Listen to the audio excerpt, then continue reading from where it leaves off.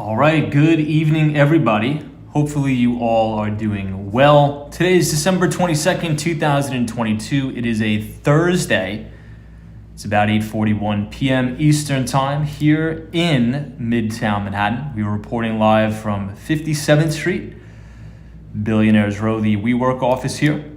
Now, let's take a quick look at the futures. Obviously, today was a very brutal day on Wall Street with all of the major equity indices markedly lower.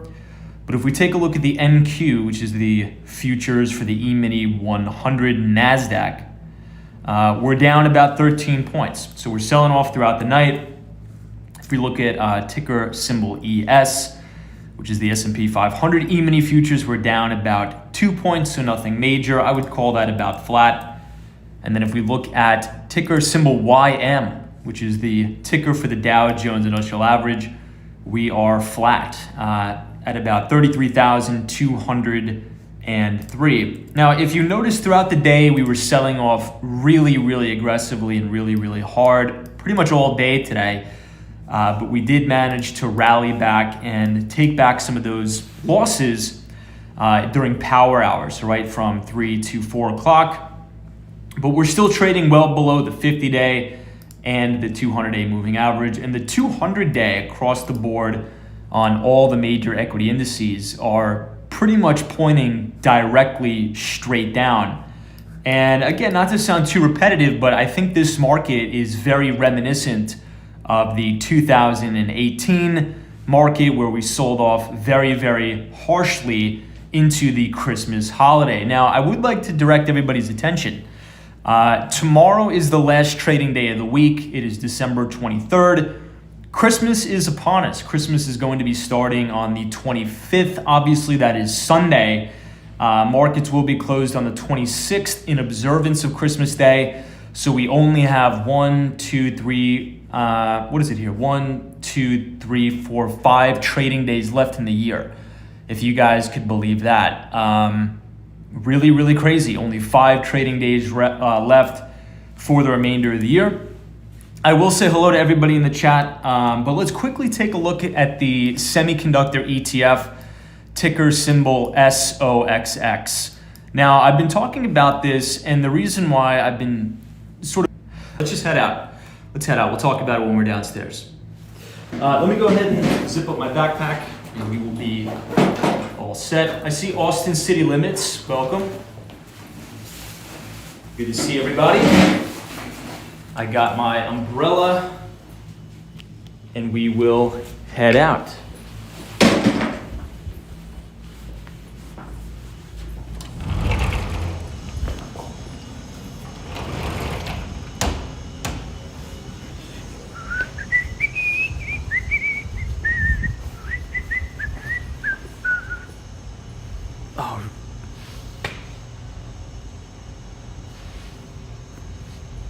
There we go.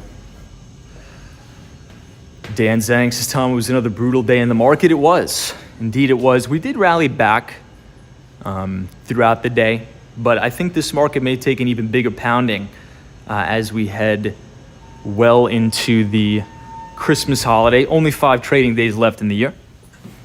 But I'll talk to you guys when we are on the ground floor here. Rat Fink is here, says Merry Christmas. Good to see you. Merry Christmas as well. Trust you're having a good one.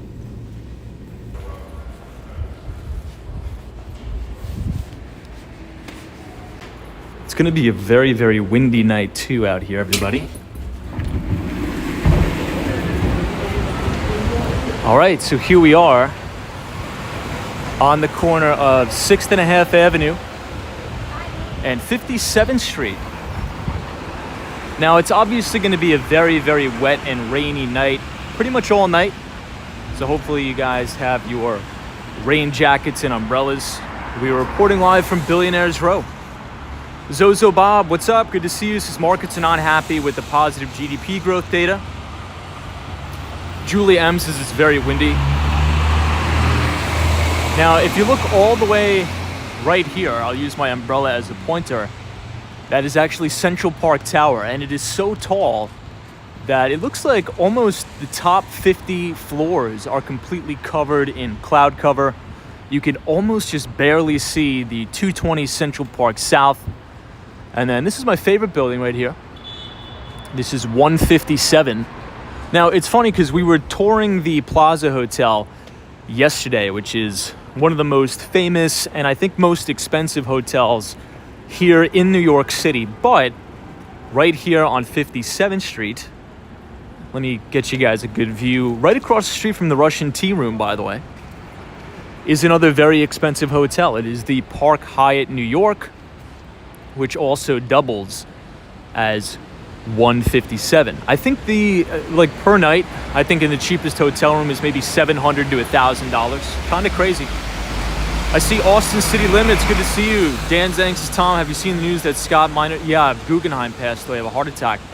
It's so tragic. I saw that. I got a notification from the Wall Street Journal about that. Just so horrible. And I actually put out a tweet about it on my Twitter. It just really makes you realize that life is incredibly, incredibly short, guys. And, we really, really have to make the most of it while we're here on this earth. Let me take you guys up past the Russian Tea Room. We'll go to the corner here, right outside of the beautiful Carnegie Hall Tower in Carnegie Hall. But yeah, I think he was very young too. I think he was about 62 years old, obviously a partner at Guggenheim, and it's horrible. Now, I think heart disease is the leading cause of death in the United States. So, look, I don't know the exact circumstances. We're probably going to get much more data coming out as the days go on. But, the only thing that we could do now is just, pray for the family. It's just really, really horrible.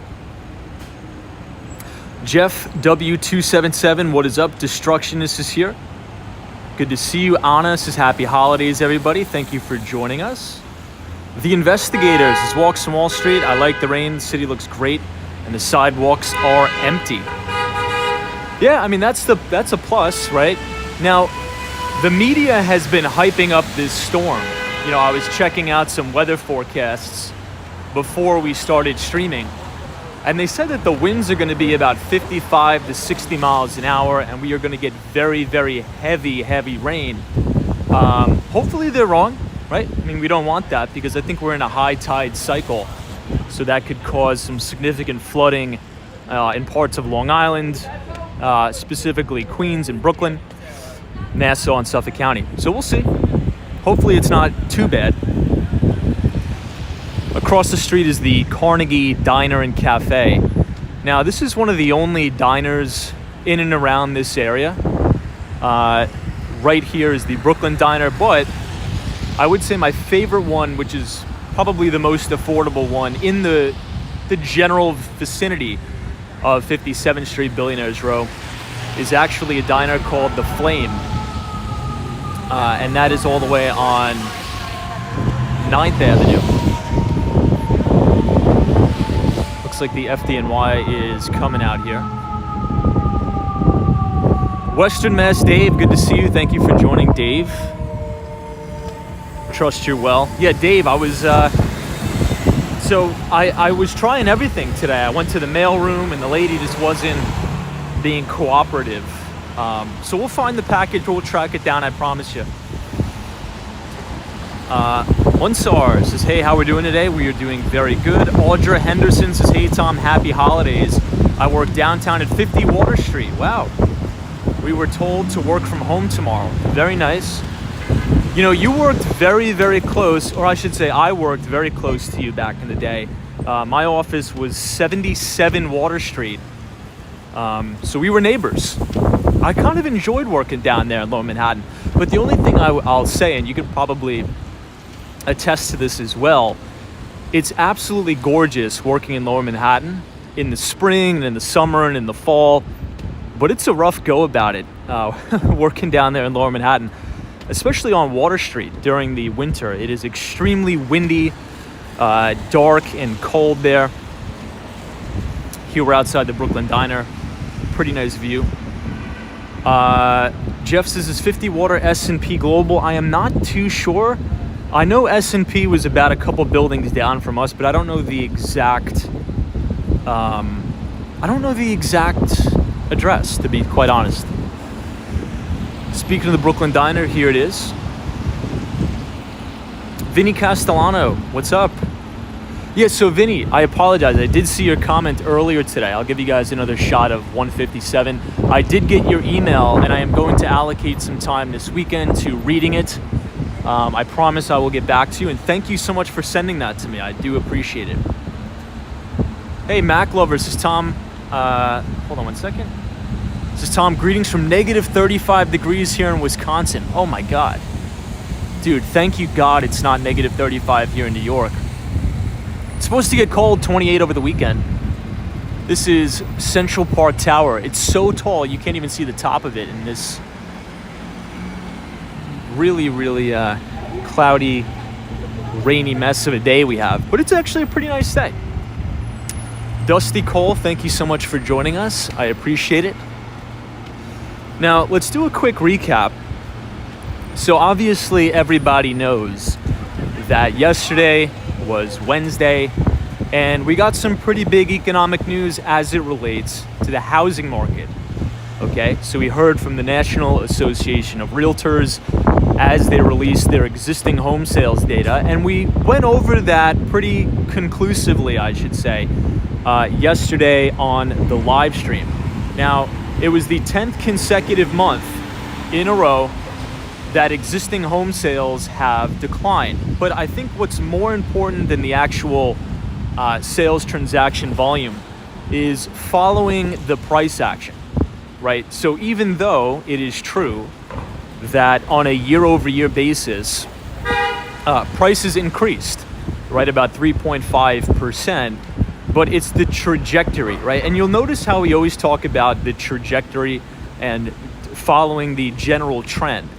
And we do this when we're looking at leading economic indicators, specifically the ISM PMI numbers.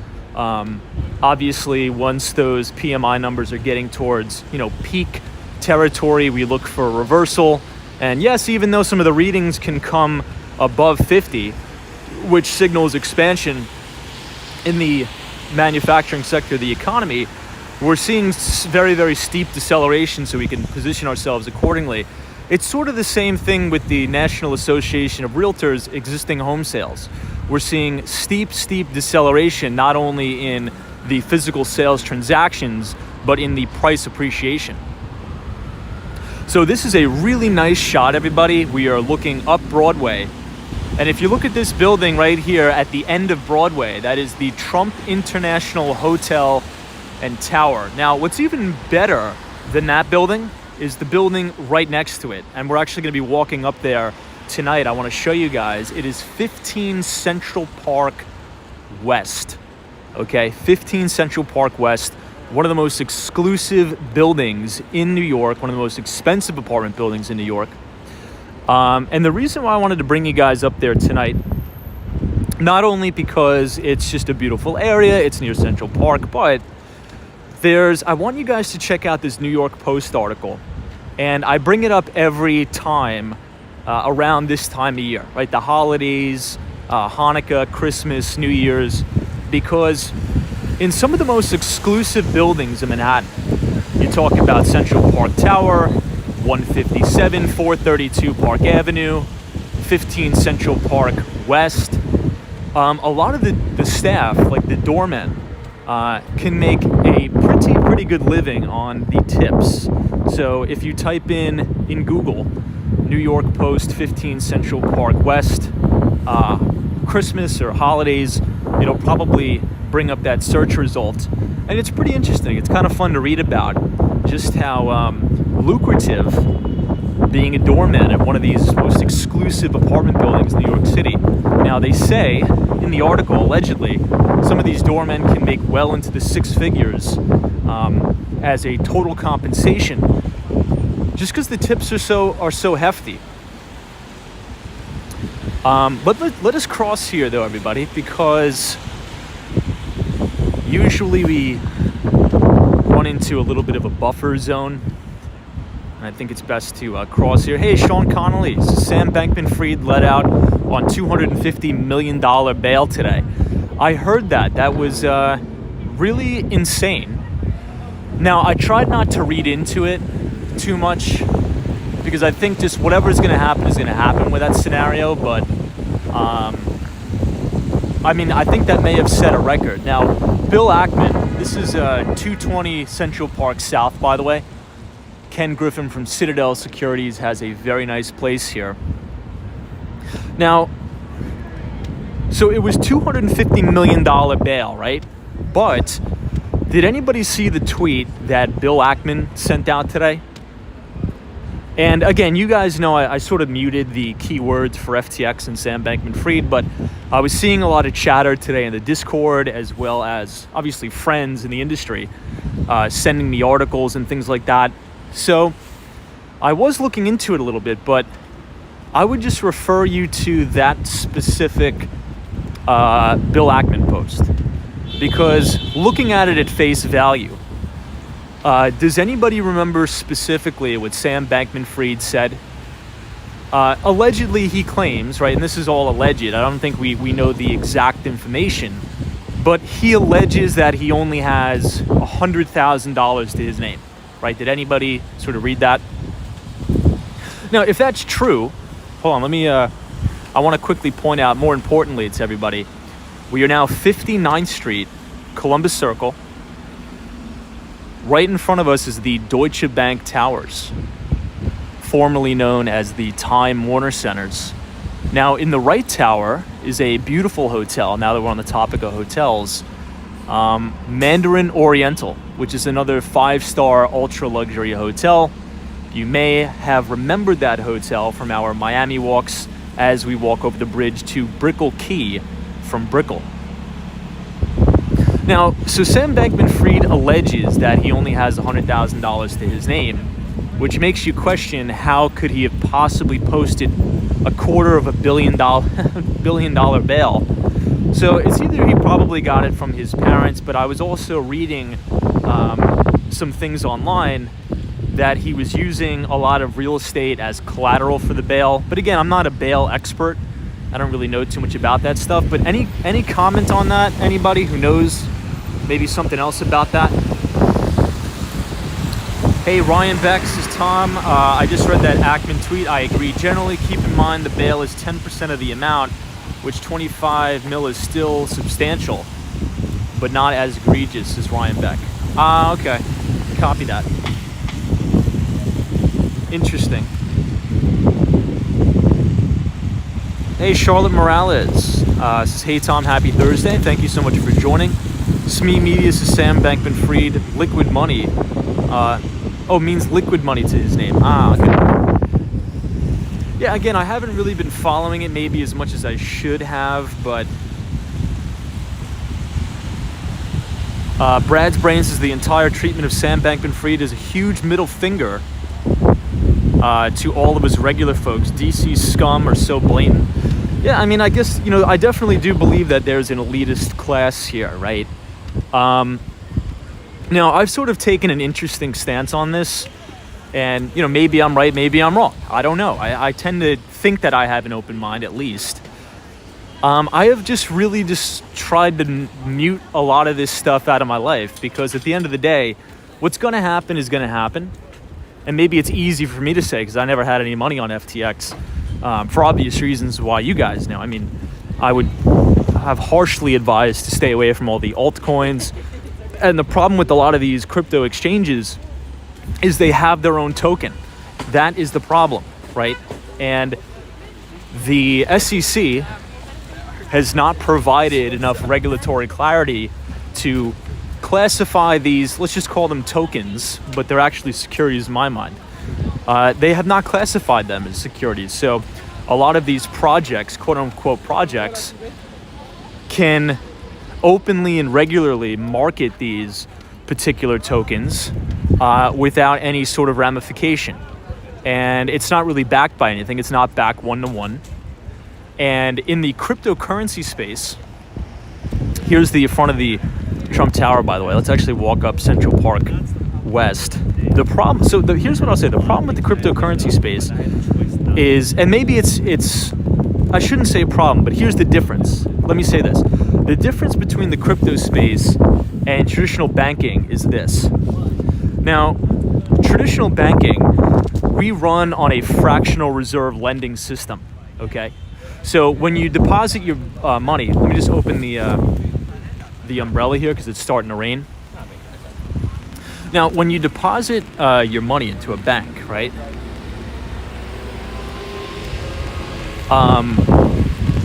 They don't hold your funds one-to-one, if that makes sense, right? So let's say if you have $1 million in a Chase checking account and you go into a Chase bank, you can't physically pull out all the cash, right? They're gonna have to literally physically order your money. Now, that works in a system. Well, I would argue it really doesn't work, but technically it works because we have the Federal Reserve to, bail everything out. But with cryptocurrencies, there's no Federal Reserve, right? There's no sort of, oh my God. Maybe we'll head this way because it's way too windy. I think the storm's gonna come. There's no Federal Reserve to bail everybody out. So when you lose confidence and you lose trust in these tokens, the Ponzi scheme collapses. The reason why the Ponzi schemes really don't collapse in our traditional banking sector is honestly because the Federal Reserve will bail it out and provide ample liquidity into the market. Ooh, guys, the wind is picking up. Crazy. It just came out of nowhere. I wanted to show you guys 15 Central Park West, but I don't know if I'm going to be able to make it up there. It's so windy. I'll give you guys a nice shot at Billionaires Row, though.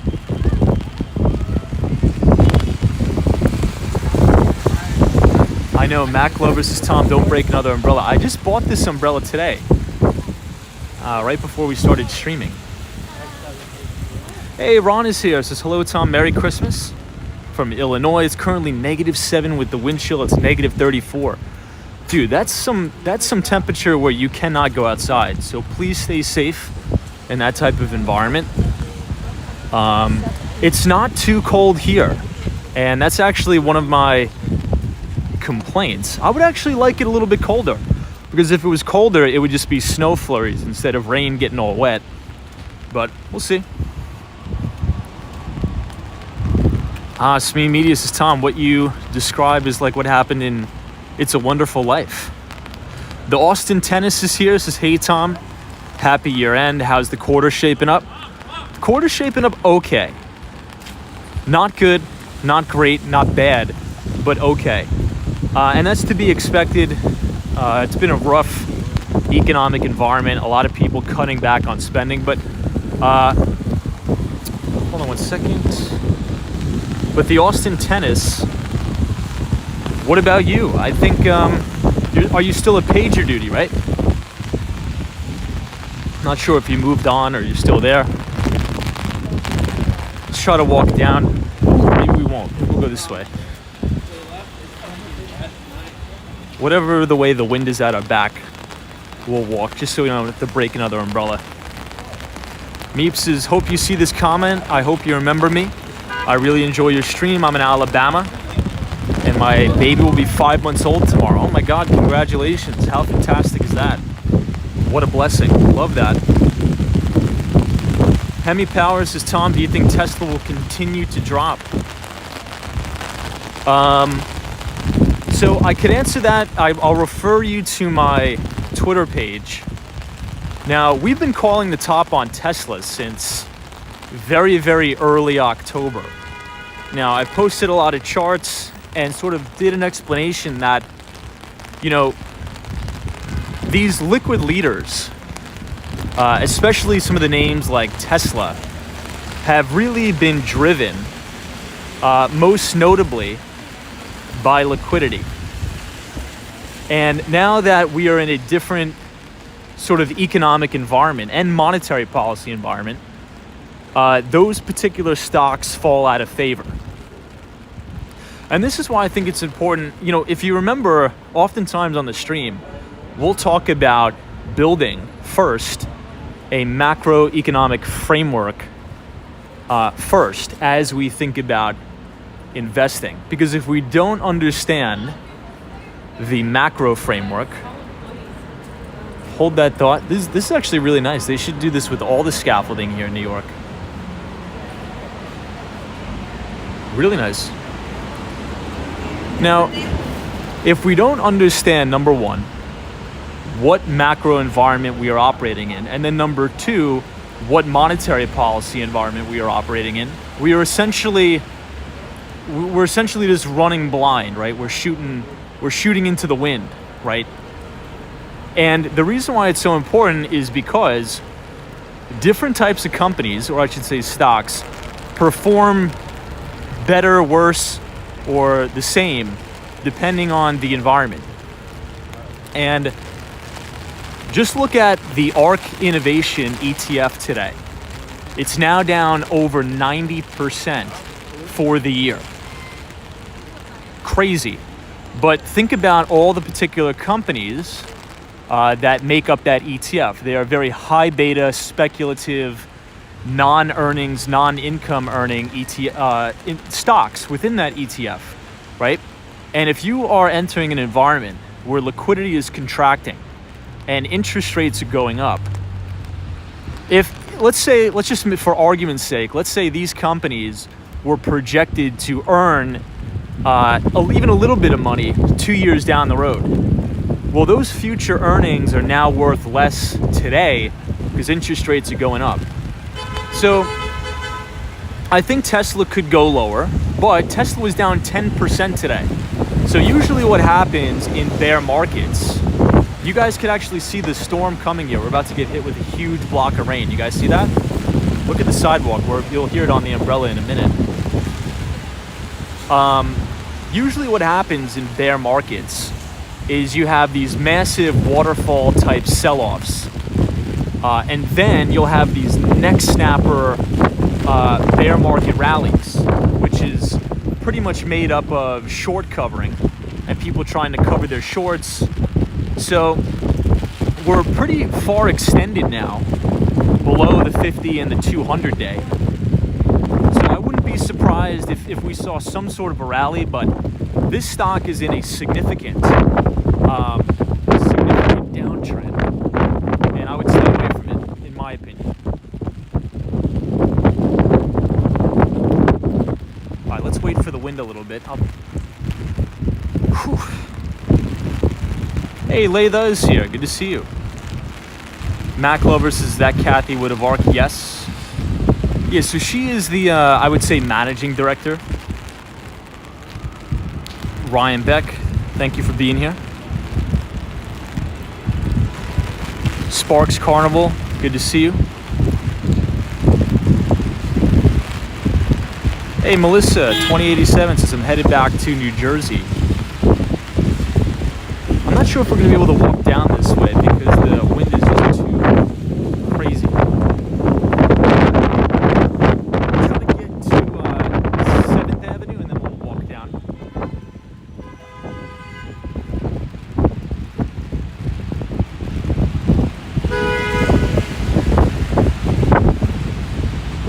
Hey, T-Hall 16 says, hey Tom, good to see you.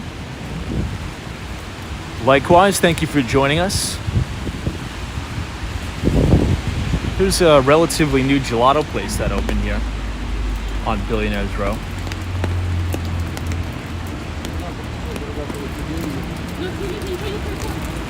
Now, before I forget, I gotta talk about one thing.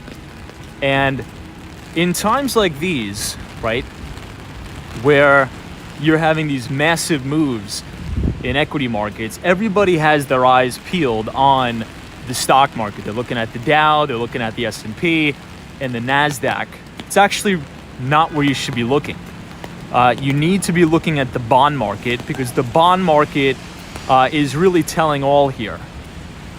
And the bond market, yes, is signaling that we are going to have a very, very harsh recession, but also take a look at the junk bond market. This is a really nice view here, really quick, of Carnegie Hall. It is all covered in scaffolding, unfortunately, but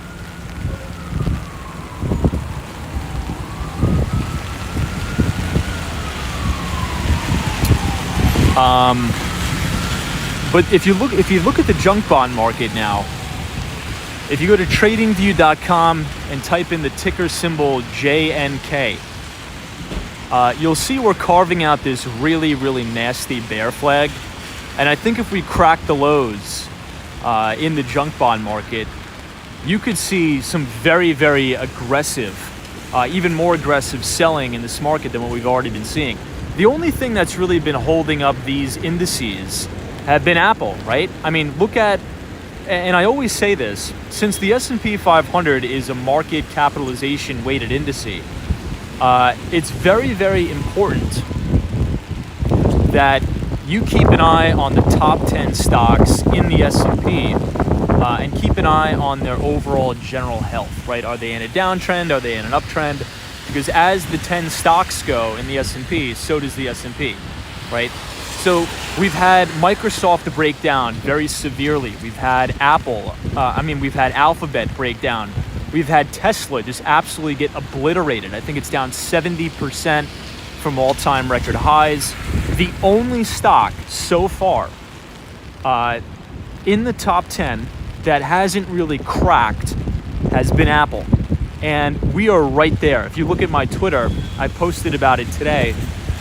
If you follow @WalksWallStreet, we are sitting on life support here. And the institutions have really been hiding out in these liquid names like Apple, right? Also the consumer non-durables. Look at Coca-Cola. Look at all those types of stocks. They're trading near 52-week highs. And I always say, institutional investors are not buying Coca-Cola to generate significant alpha. They're buying Coca-Cola just to hide out because they have really nowhere else to put their money, right? So I would watch Apple. If that really unwinds here, that is going to be some bad news. Joe Driver says Tom and team. Next will be the semiconductor company. This is Joe Driver. So Joe Driver, good point. Now, has anybody heard me talk about the Dow theory as it relates to the Dow transports as well? So back in the day, usually you could use the Dow transports as a leading indicator for the economy and the entire market. Here's the IESC Business School right here. Really nice architecture.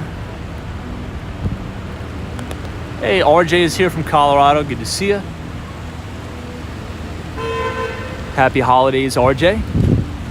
Now, I think, and I could be wrong, so don't follow me on this, but I've been using the semiconductors as a whole as a substitute for the Dow transports. Now, what would lead me to that thesis? This is 157, by the way. You can see the numbers clearly written here above the door. So this is the private residences. So this is one of the residences where Bill Ackman, I think, owns a very, very nice unit here. But in the second door, which is right here, is the hotel. One of the most expensive hotels and the nicest hotels in New York. It is called the Park Hyatt Hotel. Hey, Mark Francis 076, what's up? Just hunkering down to the big chill coming my way in northern Texas, Tom. Please stay safe. Hopefully the power grid holds up there in Texas, please God. Vivian says hello, Tom and everybody. What's up, Vivian? Welcome. We are walking down Billionaires Row on this very cold and rainy night in New York.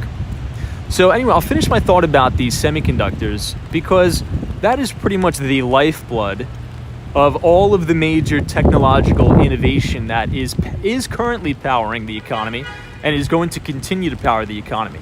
You talk about EVs, you talk about autonomous driving, AI, machine learning, smart devices, smartphones, cellular phones, networking, cloud computing.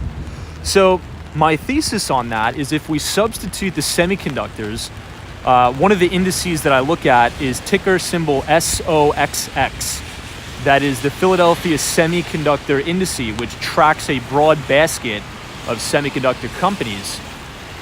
We'll cross here so I can give you guys a really lovely view of the Stairway to Heaven building. Just allow us a minute here to cross the street. So the theory there is if the semiconductors are not performing well, what does that mean for new orders and demand for new products and services, right? Because if you think about a lot of these traditional OEMs, they're not going to be placing new orders for semiconductor equipment if they don't see demand on the horizon, right? And that goes for, Apple with their new iPhones, that goes for Samsung with their smart devices, that goes for companies like Tesla and Ford and GM. So to your point, I forget who said that, but that is a critical ETF to watch. And I've said if we don't have the semiconductors in gear, this market is staying in the bear cycle.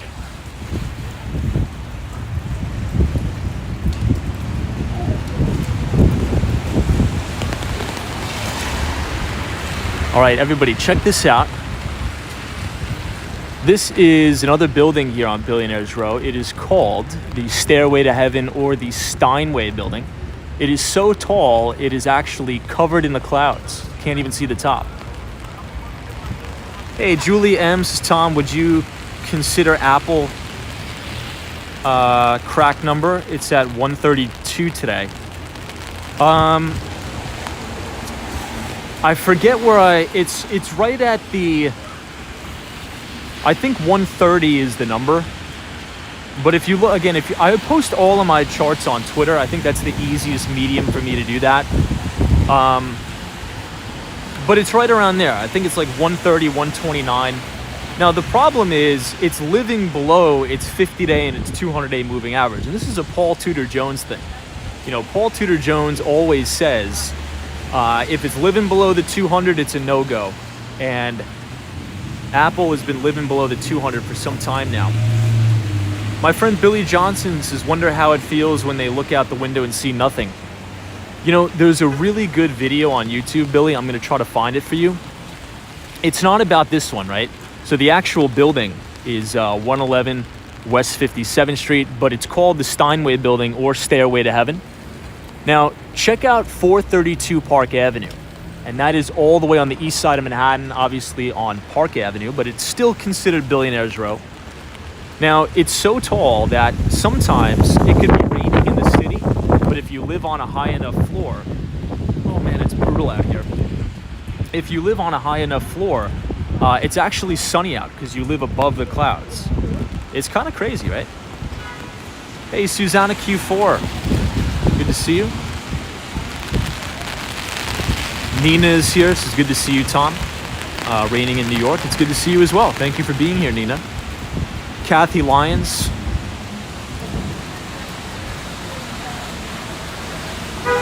Nicholas Durr says, hey, Tom, my friend just got a text from Con Edison. It said there may be power outages due to the rainstorm. I think I got that same text messages. I got like a blast text message from New York City.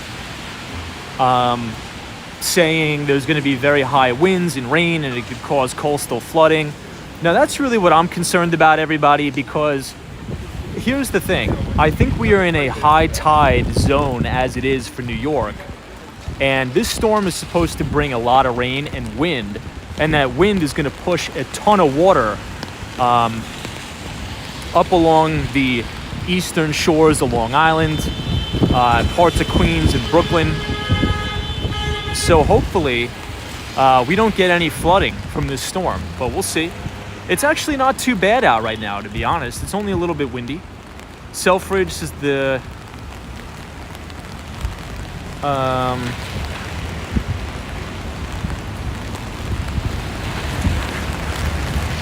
Kanar says, hey, good to see you. Yeah, we're still dealing with the technical issues on the live stream, so I could barely see the comments, but I'm doing my best.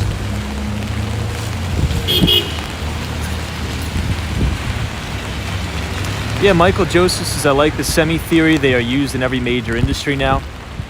Yeah, I mean, that's sort of what, now, a lot of people I talk to say you shouldn't do that, but I don't know, I like to think objectively, and to your point, Michael, like, semiconductors are the new lifeblood of pretty much every single major innovation, and you can use a lot of the new semiconductor orders as a proxy for economic demand in, cloud computing and servers and data centers in demand for smartphones and tablets and things like that. So look, if pull up ticker symbol, and there's tons of ETFs that track the semiconductor sector, by the way, but the particular one that I look at is SOXX.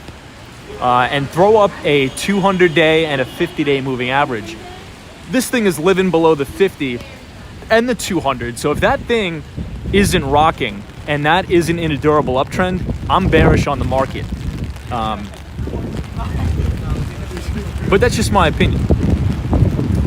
Austin City Limits, I am not on Prism right now. We are still on the other one, unfortunately.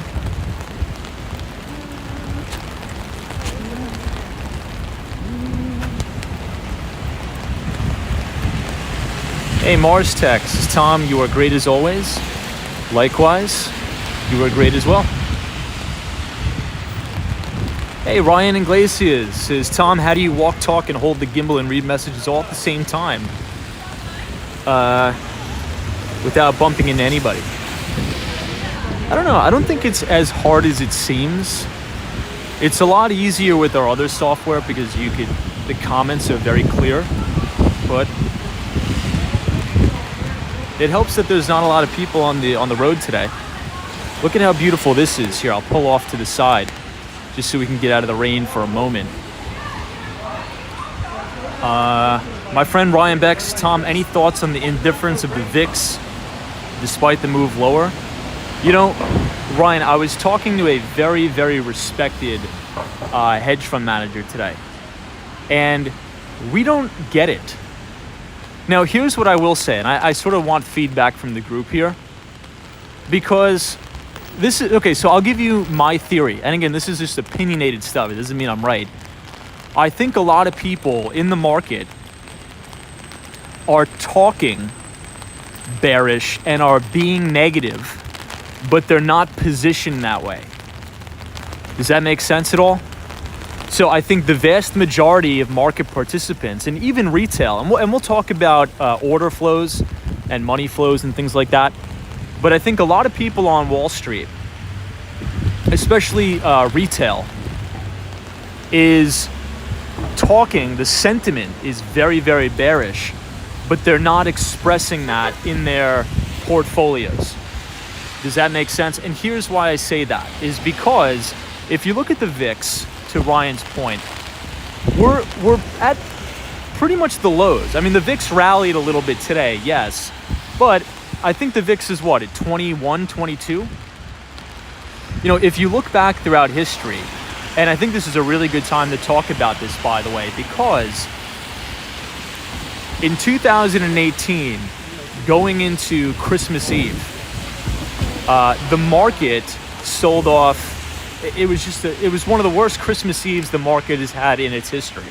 The Dow was down over 1,000 points, and the VIX went to Mars, okay? So go to tradingview.com or whatever charting software you use and look at the VIX, and look at it in 2018 in December. Look at it in 2020 in January, February with the COVID sell-off. The put to call ratio went to Mars, but also the VIX did as well, and we're just really not seeing that now. So I think it's either very large, like pension funds are keeping the VIX suppressed, or it's just sentiment is so negative, but people are just bag holding their stocks, and they're not expressing their fear with actual action. But again, I could be wrong. What do you guys think about that?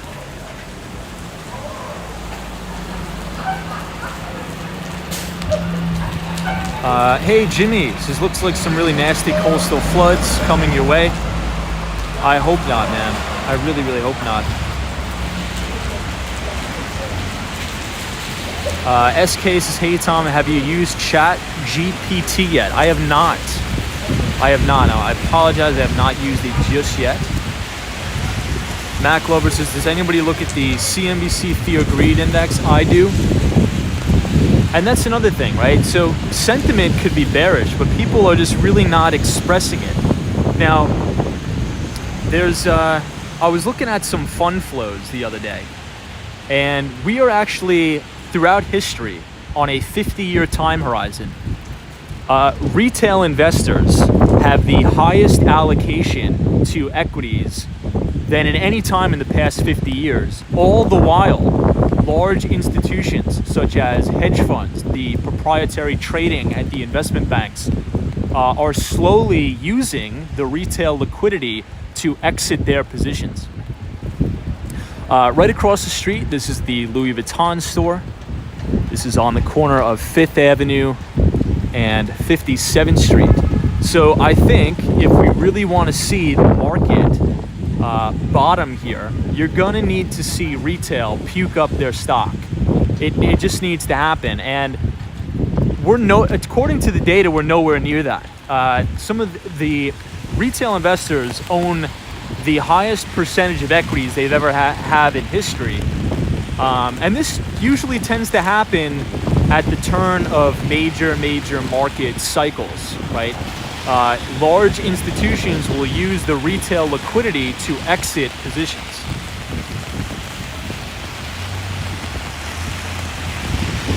The rain is really coming down here now, everybody. Zay Batata, good to see you. Thanks for joining us. And the wind is picking up too.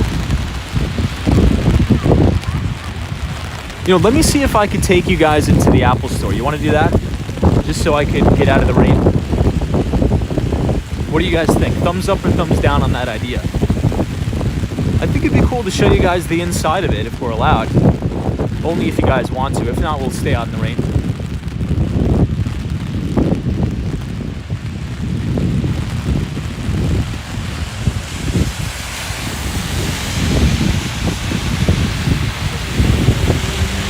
All right, we'll head there. Let me try to wipe the camera lens. So this is going to be a brand new Tiffany's. They're completely remodeling it. It's going to look amazing. Now, my neighbor in Miami is actually supposedly some big VP at Tiffany's. I guess there's a very big location in Bal Harbour. If anybody is familiar with Southern Florida, I guess Bal Harbour has like technically a 5th Avenue with a lot of high-end shops and things like that, if anybody's ever been there.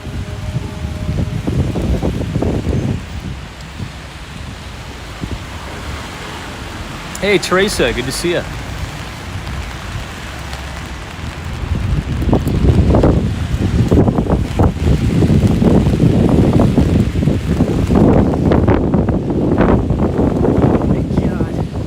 Duck in here. We gotta wait for some of the wind to go by. Whew, man.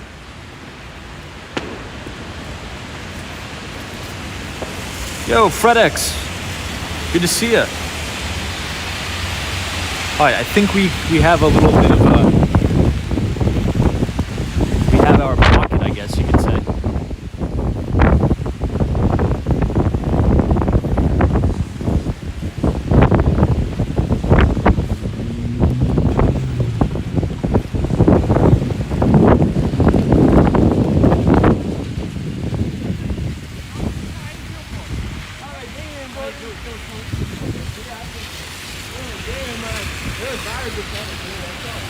There's actually a side entrance that's pretty cool to go into. We'll do it.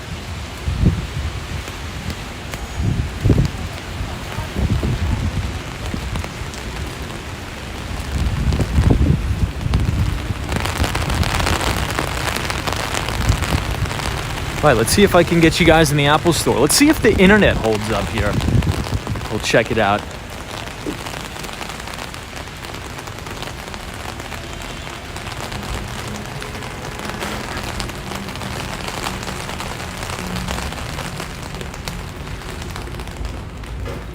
Right. So hopefully the internet will hold up, but this is actually the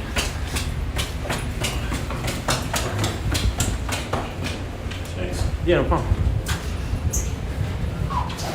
Very slippery.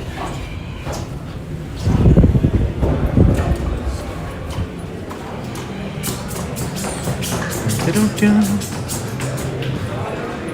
right. Oh my gosh, crazy rain.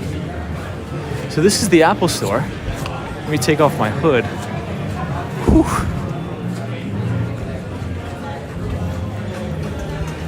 All right, what do you guys think? Are we buffering? Is the internet good?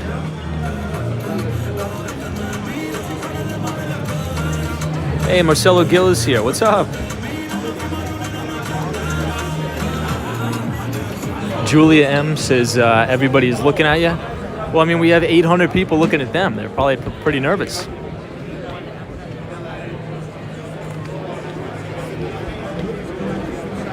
Now, if you guys are wondering, if you look at the ceiling, these are the little portals that we always look through when I show you guys from the top. Now, I was actually in here today. I bought one of these. I had to get an external hard drive because I've already used up all the memory on my computer due to all the Excel models and all the videos we've been using. So I think back here is where they do all the trainings. And then here is what they call the core, where you walk down.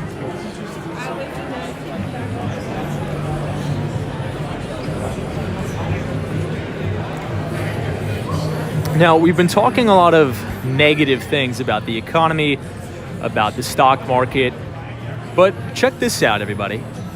It's about, what, 10 o'clock at night on a Thursday in a rainstorm, and the Apple Store here at Fifth Avenue is absolutely packed with customers. So keep that in mind. It's a very sort of strange type of recession we're in, but I also think it's appropriate and interesting to acknowledge the fact that this is the flagship Apple Store where a lot of tourists tend to come, and it is open 24/7.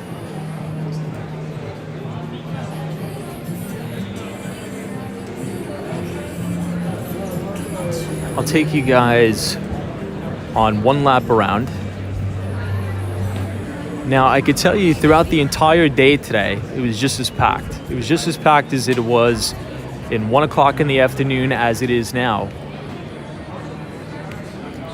Jeff W2 says, yes, it's packed because it's the rainstorm. They are there to stay dry. Good point. Very good thought. So this is where they do a lot of the demos. Usually they have a presenter standing up at the front, and then you have the express checkout all the way in the back. Michael Joseph says, you think it's packed? I couldn't walk through there in 2019. There was a line outside to get in before Christmas, says Michael Joseph. Wow. Well, I think we have to acknowledge that it is 10 o'clock at night. Maybe that's would be appropriate to acknowledge as well. But you have a good point. Make a good point. Clay G says the Samsung Experience Store is never this busy.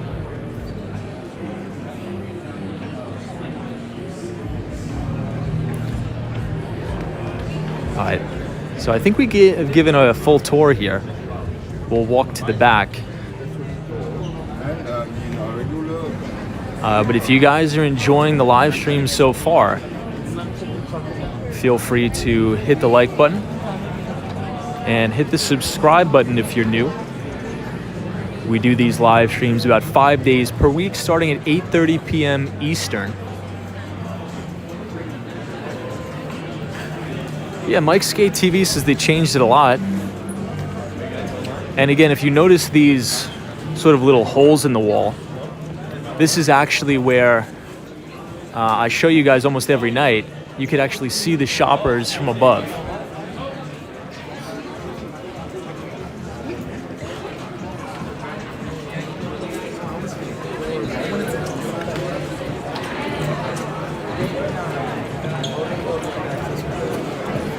Sparks Carnival says best stock trading, Interactive Brokers or Webull.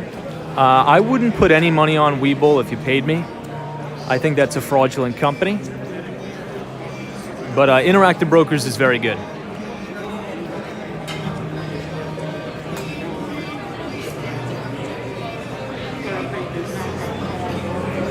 Hey, Kim Grant is here. Good to see you, Kim. You know, speaking of the new iPhone 14 Pro Max, I think the CEO of Apple, Tim Cook, actually came out and said that due to semiconductor shortages and global supply chain struggles, that there's going to be a shortage on them this year. S. Flores says Apple is down 27% year to date. How low will it go? Well, I think it's only just starting. I think once it cracks, you know, at 130, 129, we could accelerate rather fast to the 200-week moving average, I would say. Now, these are new. I've never seen these in my life. Apple HomePods. Anybody in the chat have an Apple HomePod?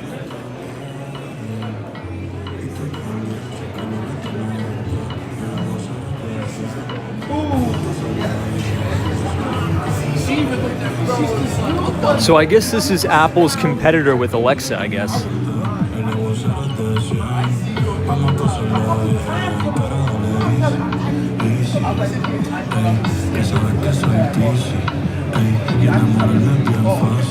All right, team, let's head up the other stairs, I guess. And we will head back to the Moynihan train station. I know, Michael Joseph, it looks kind of like an Alexa clone, right? He just looked at me like... All right, let me put up my hood, and we will head out. But that was kind of cool. I'm glad, I'm glad the internet wasn't bad at all. Just so you guys got to see the inside. I always show you the outside, but it's nice for you guys to be able to see the inside of the store. I'll give you one more shot at the back.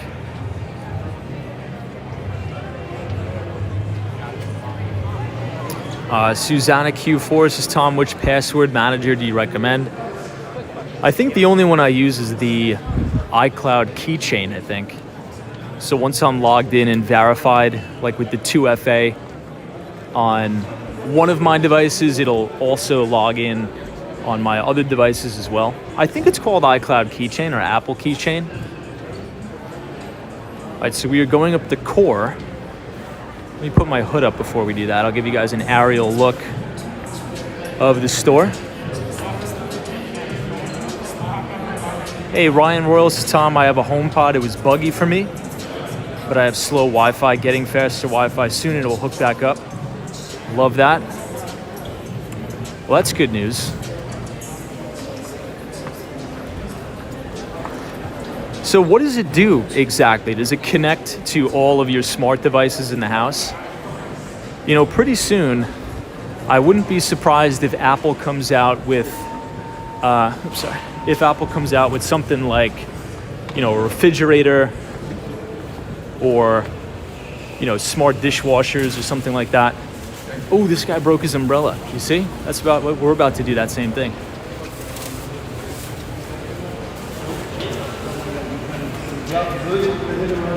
Wow, we really got to bundle up here, team.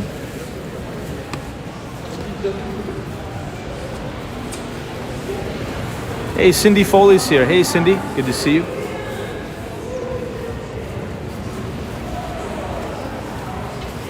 All right, let's head out.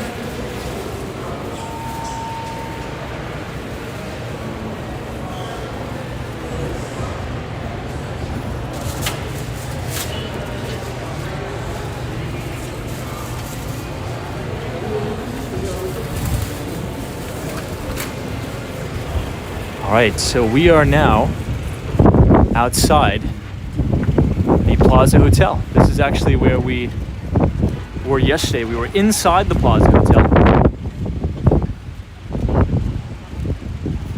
Let me open up my umbrella over here.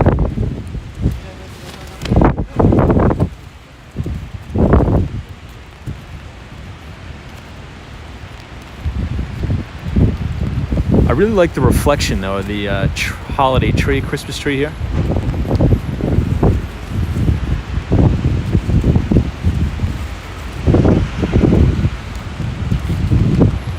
Yeah, the LT Prod says years ago there was speculation that Apple would come out with a smart TV.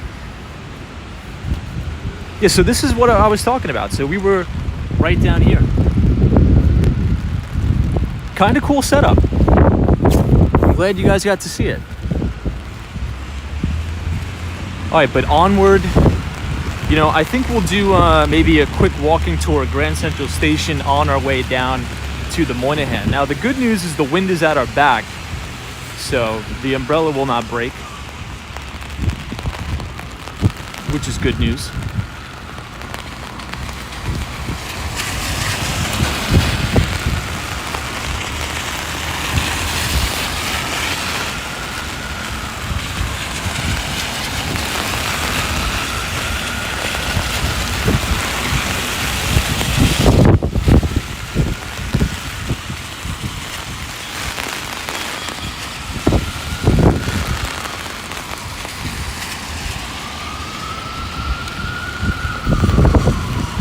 Waiting for the light.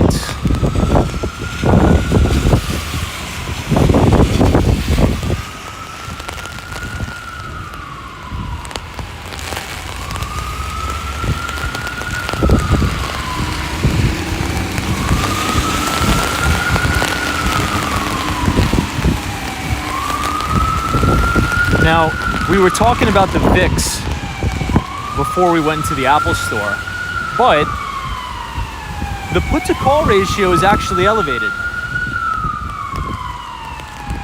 So the main, I guess sort of main three, I would say, market bottoming indicators that I look at is put to call ratio, the VIX, but also the 10-day moving average of stocks hitting new highs and stocks hitting new lows. So if you pull up a 10-day moving average, and I'm not sure what charting software you use, I think you can get it if you're using a Bloomberg terminal or you're using MarketSmith or any other Bloomberg type market data.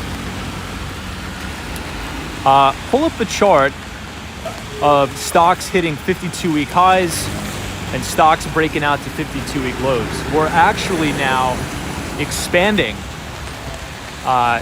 stocks hitting 52-week lows, which is not a bullish sign. That is not something you want to see if you're, expecting a market to rally.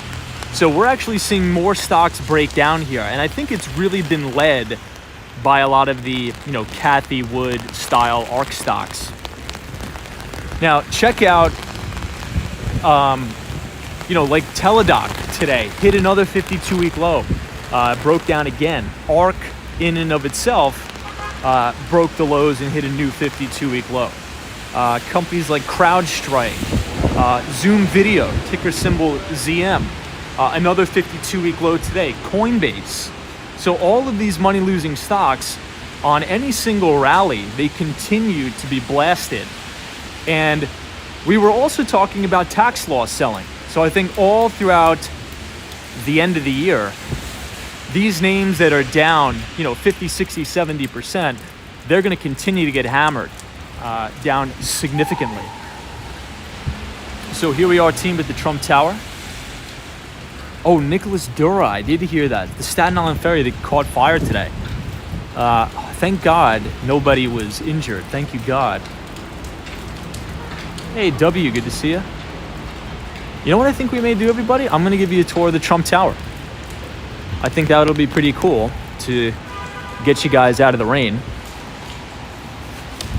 I feel bad that I have 1,000 of you guys in the rain.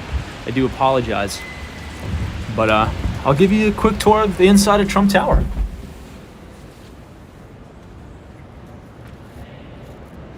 Oh my gosh. Notice how quiet it got. That gives you I like to call it the organized chaos of the streets of New York City.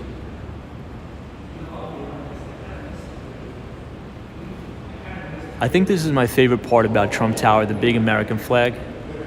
Hey, Vinny Castellano, speaking of Staten Island. Good to see you, Vinny.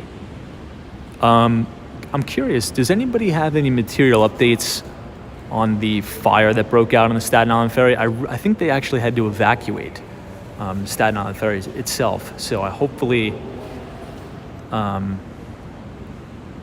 Hopefully everybody was all right.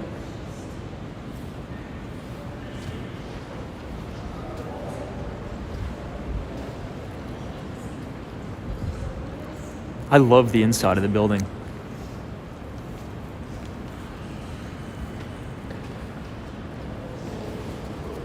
Very, very clean. Now I think they shut off the waterfall back here. They used to have a working waterfall. I think it's shut off though because they're about to close.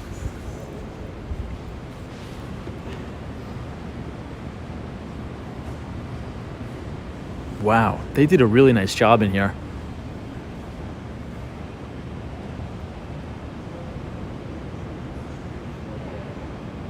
Wow, Joe Driver says, Tom, they had to evacuate over 700 passengers from the fire. Jeez. Well, I don't think anybody was injured, which is the good thing. So I think there's two particular places. Now up here is sort of like a bar where they obviously serve drinks, but down on the lower level is something called the Trump Grill, where you can get lunch. But I think it closes early. I think it closes at like 4 p.m.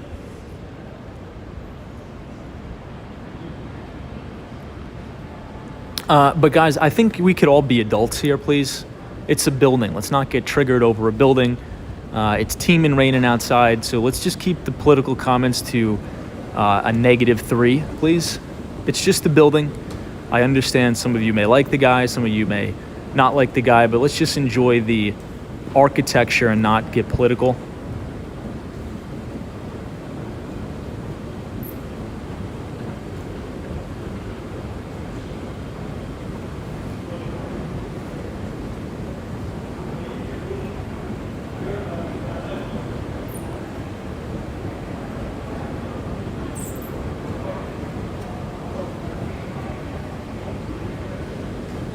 I really wish the waterfall was working though, because it's, number one, it smells really good and it sounds really beautiful too.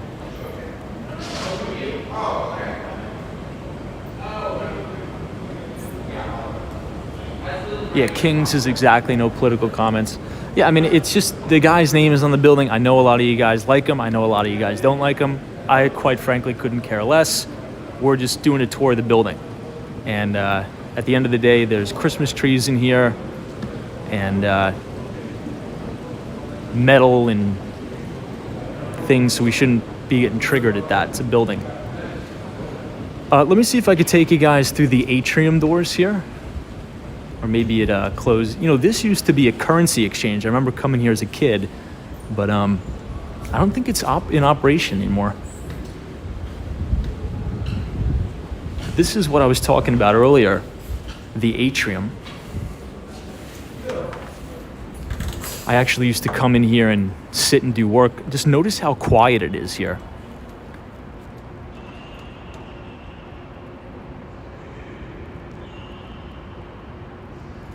So this space is open to the public, I think, until 11 p.m. Looks like they're closing it down here now.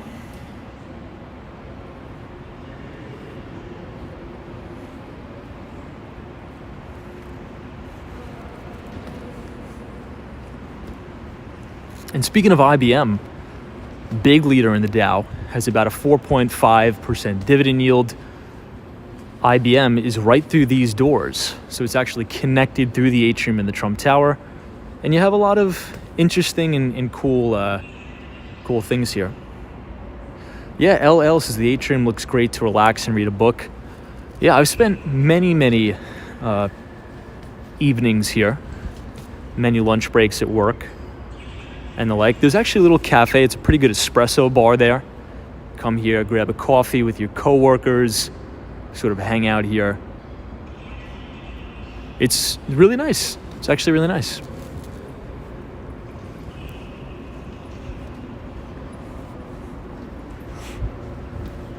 So for some additional context here, when we go out these buildings, we're going to go out the other way, just because I think the wind is blowing from that side.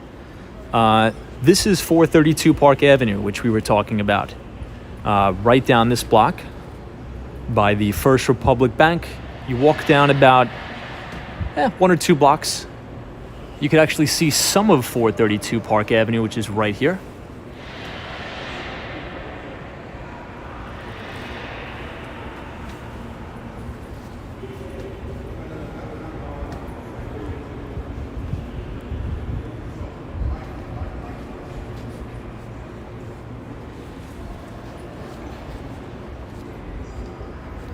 All right, but let's head back through the Trump Tower to 5th Avenue and then walk down.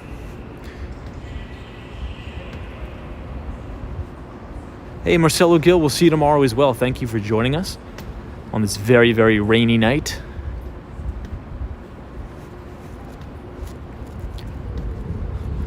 Yeah, I think they're closing up now, so let's head to the exits. So it's open to the public from 8 a.m. to 10 p.m.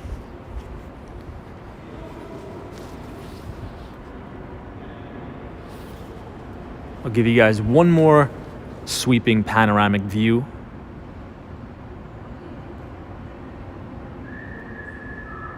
Now, I'm excited to announce in 2023, so next year, we're going to have a lot of interesting content coming up. So oftentimes we talk about real estate on the channel. We do live deal analysis, and I think it's going to be appropriate that we can get access to some of these units, right? We'll have access to some of the apartments. We'll have access to some of the duplexes, triplexes on Long Island and in Miami. And we could do live streams and actually do live deal analysis in these particular units. So there's going to be a lot of interesting things coming up for 2023. I think it'll add a dynamic aspect to the channel because we talk about, a lot of the leading indicators in the real estate market. So to be able to actually be on the ground floor here in New York and Miami, tour these properties, do the deal analysis, and analyze these deals in real time, I think you guys are going to enjoy it. So if you're looking forward to that, feel free to subscribe to the channel. So it's $34.95 for the prefix menu, 7 days a week.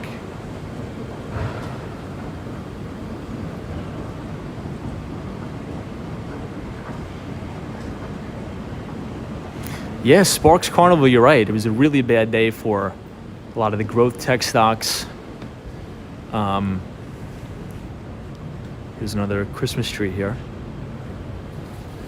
Now, Sparks Carnival, did you see the ARK ETF made another 52-week low again? I feel bad for people who've been just holding this nonsense all the way down, but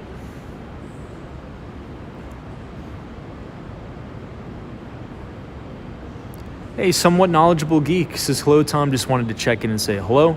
Been a while since I checked in. Very happy your channel is gaining traction. Thank you so much, somewhat knowledgeable geek.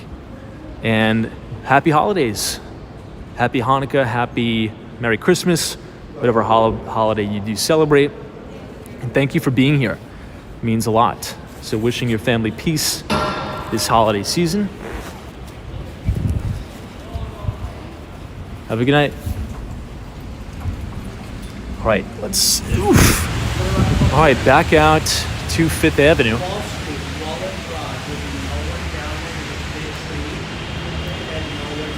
That was kind of cool. Guys, the reason why I never take you inside is because I never knew we were allowed to film inside these buildings. I think we're gonna have to add that to the streams more often. We'll go in the Apple store, we'll go in the Plaza Hotel.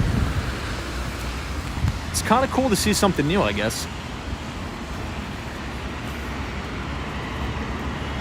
Now, I will say, the Trump Tower also is a mixed-use building. It has residences. Also, it has commercial office space. I think I told you guys about the time where I actually had a meeting in the business center at Trump Tower. They just remodeled it in 2020 with the pandemic, and it was hilarious. I told you guys this story already, but I go up, right? The doorman, he's like, all right, take it to, whatever floor. I think it was the 5th floor, the business center. I meet who I have to meet. The staff is just so wonderful. They get you water, coffee, whatever you want, but I couldn't help but notice. I was looking at the TV, this and that, and I'm like, every single TV has CNN on. And I was just laughing to myself. I was like, I almost bursted out laughing. I'm like, how hilarious is that? On every single TV, and it's beautiful. 72-inch Samsung TVs are like wall to wall in the entire place, and CNN is playing on every single TV.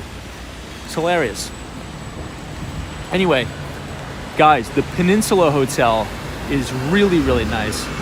Now, I want to give you guys a quick tour inside there as well, but I don't know if we're allowed to, so I think it's a little bit too exclusive of a place. And you have the St. Regis here. So we'll continue to walk down. Hey, custom-built American fire trucks. This is Tom. Have you ever been to Brookfield Place downtown? I have not, to be honest. I have not.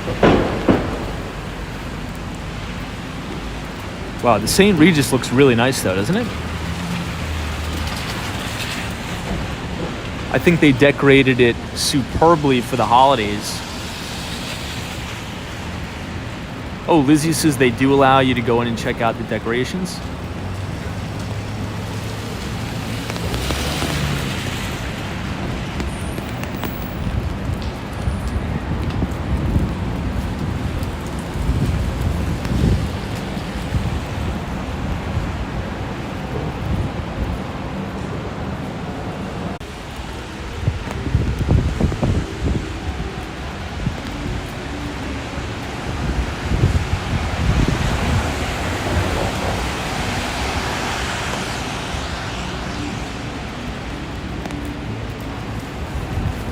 I think we're good now, right?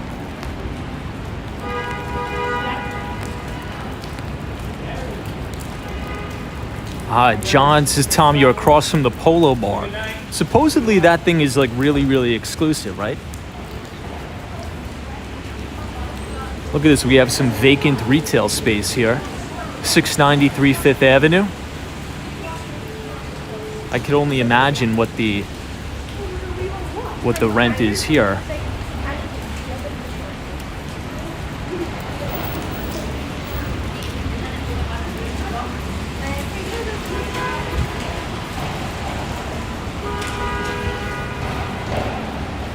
Carlton Fine Arts.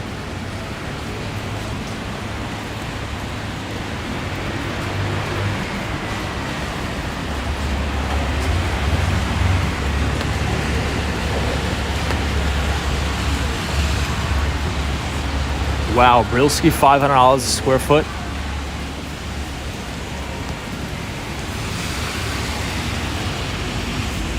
But here's a place I really want to give you guys a look into. It is the University Place, but unfortunately, there is no filming allowed inside. It is a very, very exclusive club here in New York City. But I would love, love, love to perhaps one day give you guys a tour. Now, it's very reminiscent of the architecture inside the New York Public Library, as well as the Morgan Library, which is my favorite type.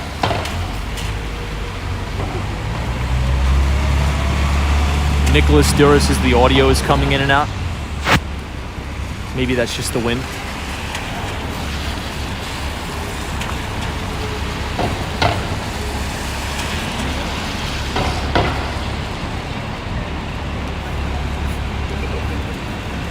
Hey, Line Sync, good to see you, man.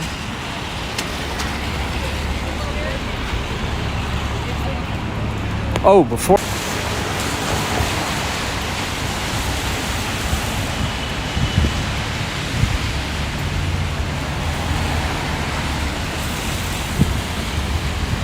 All right, I think we're back now, right? We're back? Perfect, just in time for the beautiful St. Thomas Church here.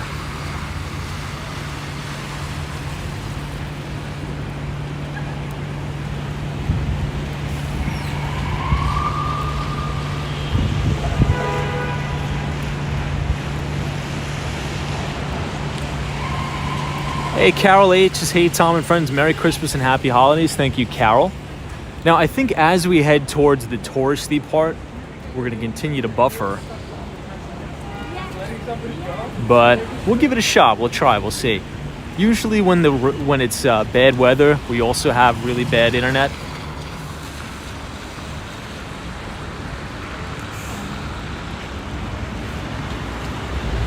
Now, I posted a poll.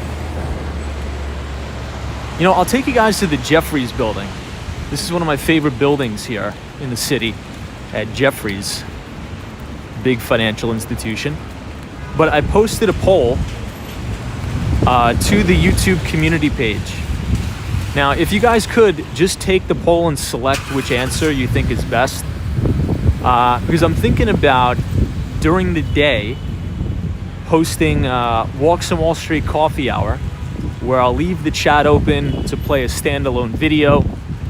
But I know we have viewers from all over the world, different time frames. So I'm wondering which would be better, maybe 1 o'clock, 2 o'clock, or 3 o'clock Eastern time. So if you guys want to take the poll, it's on the community page. I think just to see what time is best. So guys, here's Jeffries, 520 Madison. This is actually, in terms of financial institutions, investment banks, this is my favorite building, even more so than the old Lehman Brothers building, which is now Barclays, obviously. After the financial crisis, Barclays took over the building, and even more so than the Deutsche Bank Towers, formerly known as the Time Warner Centers. I think the Jeffries building is really, really unique.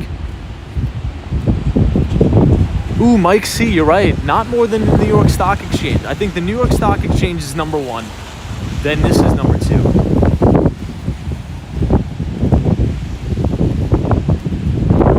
Somewhat Knowledgeable Geeks is 3 p.m. Yeah, I think that makes sense. I usually actually tend to take a break around that time too, depending. So we'll see.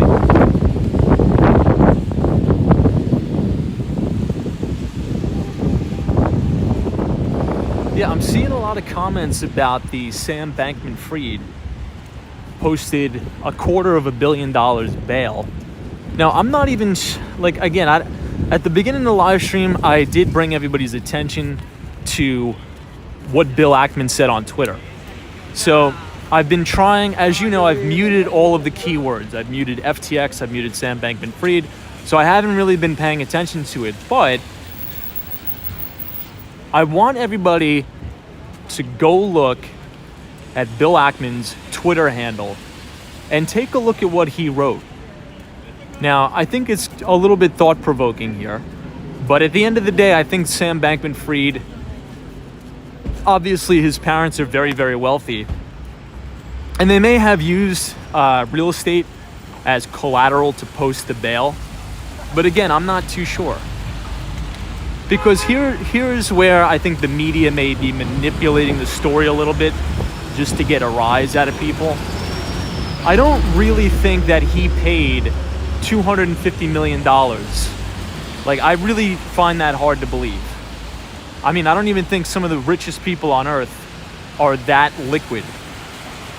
There was probably some sort of collateral that was posted, or I don't know the whole story. I don't think really anybody does, but the only thing I would say is just check out what Bill Ackman said.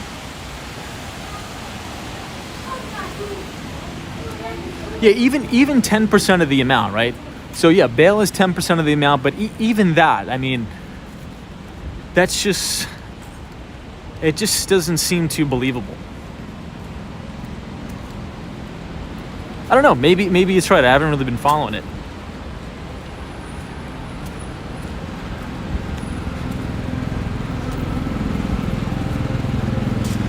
But then again, I'm thinking about it. Since Sam Bankman-Fried robbed and ripped off so many people, I can believe that he probably hid a bunch of money in different accounts all over the world. He probably has multiple Swiss bank accounts. He probably has multiple Bitcoin accounts. Now again, this is all alleged, but if I just had to guess,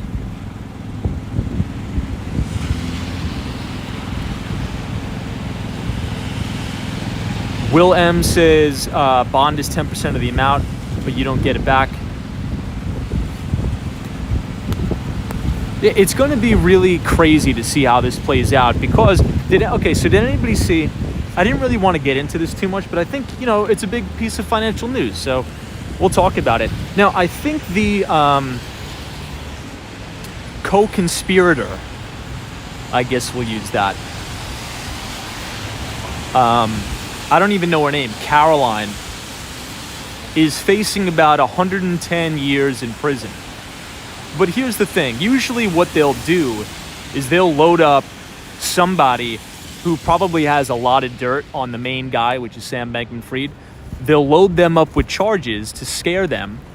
And then they'll say, look, if you cooperate with us and you give us everything we need to really nail this guy, then she'll probably wind up doing, maybe 5 years in jail. And then Sam Bankman-Fried will be the fall guy. And I think that may be what is happening here. Again, I don't know. I haven't really been following it. You guys know I've been muting all the keywords. But if I had to guess, they're probably loading up Caroline with all these charges, facing 110 years in prison. And then the prosecutors are saying, look, if you cooperate, we'll let you off easy. And we'll nail Sam Bankman-Fried. Wow, everybody, look at how gorgeous this is.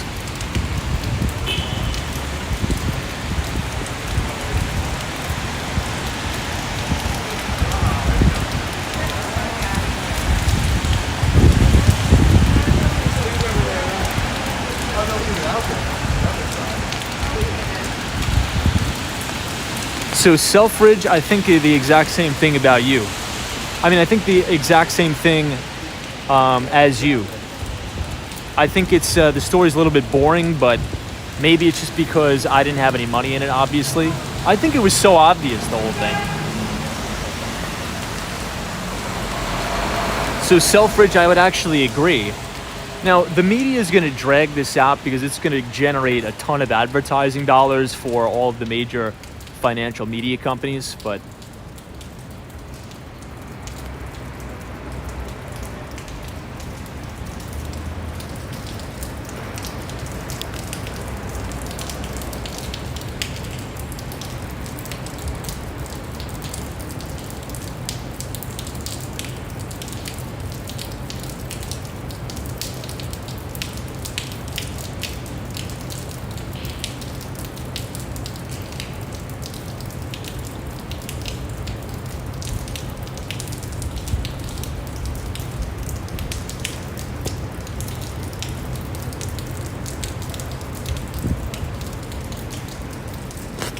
I don't know about you guys, but I love the sound of the water hitting the ground. Is that weird to say, or do you guys agree? I love that sound for whatever reason. There was somebody that's trying to open this gate, but I'll go ahead and reclose it. It was clearly locked before.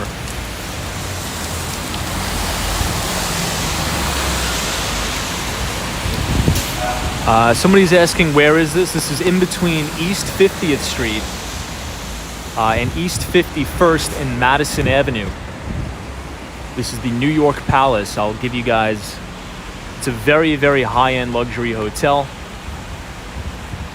Unfortunately, there is so much scaffolding all over this place, but since we're near St. Patrick's Cathedral, let's try to check out the Rockefeller Center tree. We'll see if we can get there without it buffering. We'll see. Now, guys, there's only 5 trading days left in the year. Can you believe that? Only 5 trading days left. I think this may go down as one of the worst years in history for the market. Now, did anybody see the major investment banks 2023 year-end S&P 500 predictions? I think Barclays, BNP Paribas, JP Morgan, Morgan Stanley, Goldman Sachs, they posted all of their predictions for 2023. Now, speaking of JP Morgan Chase, this is going to be their brand new headquarters right here on Madison and Park Avenue. And I think that the building right here, if you can see it, it's going to be completed sometime late 2024. Should be pretty interesting to see.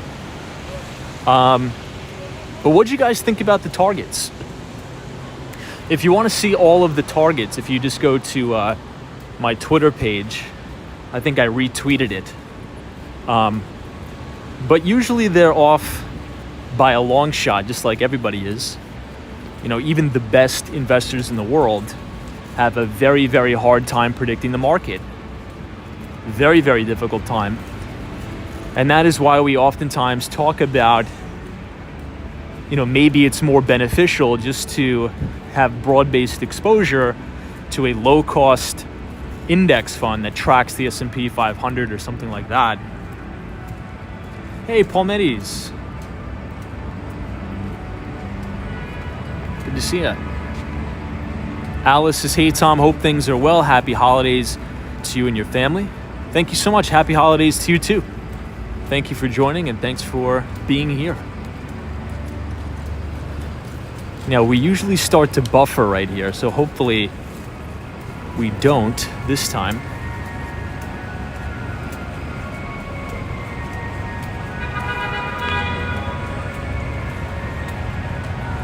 Yeah, the LT Prod says Citadel is still up 30%. I think Renaissance Technologies is also up double digits too.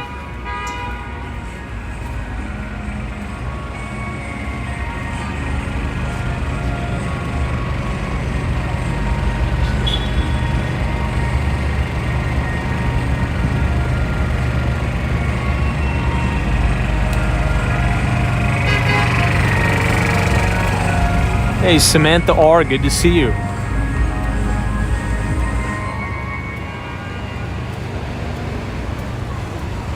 Michael Joseph, that's true.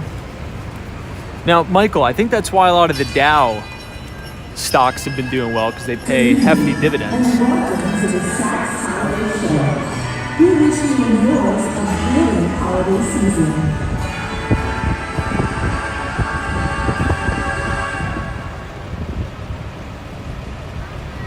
Hey, Samantha R., congratulations. Good. I hope you did, hopefully you did well on your finals. That's awesome.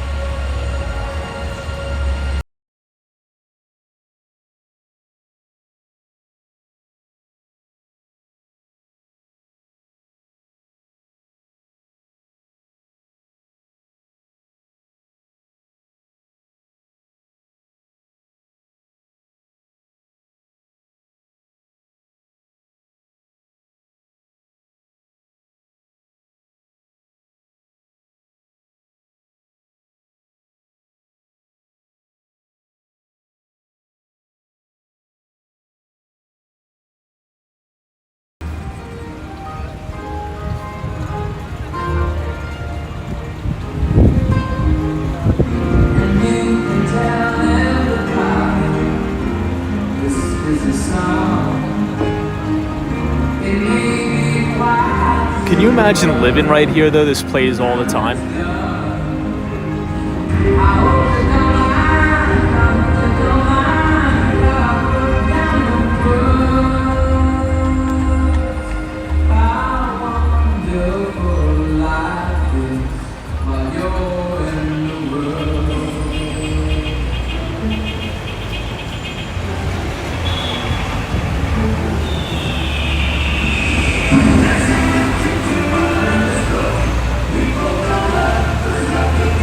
I know, Iowa Oak. That's what I was just thinking too, man.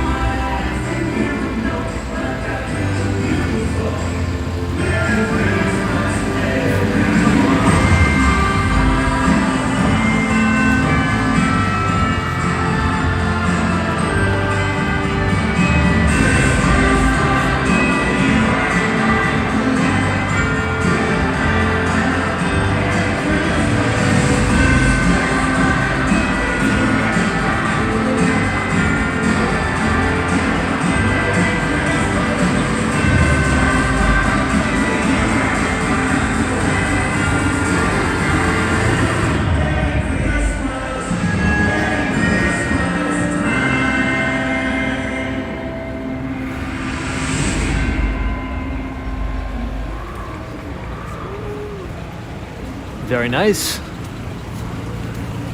I couldn't imagine living here though. Imagine that going off 24/7. All right, let's attempt to continue to walk down here. Iowa Oak 5 to 11 every night. Copy that. Really nice though. You know, one of the things that I do like that the city did, they blocked off the entire street only to pedestrians, right? So no cars. I think that's the safe thing to do because this weekend, I can guarantee this entire street is going to be so packed with people. It's Christmas on Sunday. I can't even believe that. It's insane. Where did the year go, my friends? Where did the year go?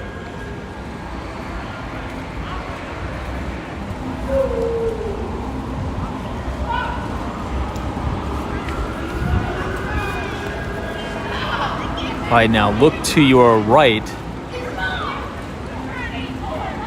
You'll see the Rockefeller Center Christmas tree. Samantha R., what is your major? I forgot to ask. Now, you're where? At the New York Institute of Technology, right? Near Deutsche Bank Towers.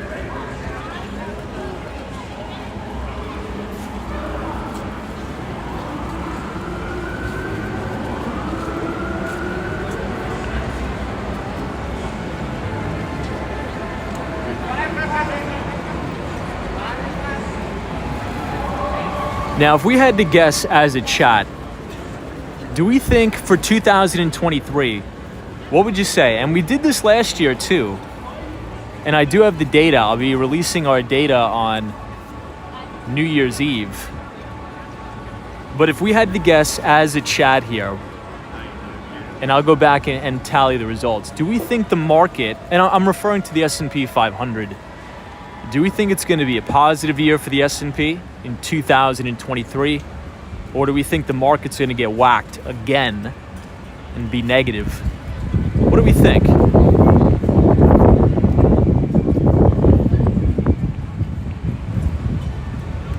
Hey, Stephen Bate, awesome. New York Rangers won tonight. Love to hear that.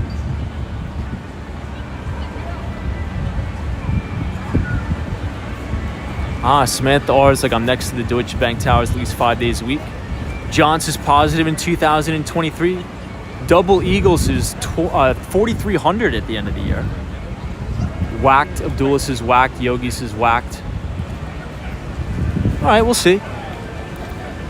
Now, since we're here, I'll try to take you guys to the ice skating rink. Might as well. The dark horse, you think it's going to be a complete bloodbath next year?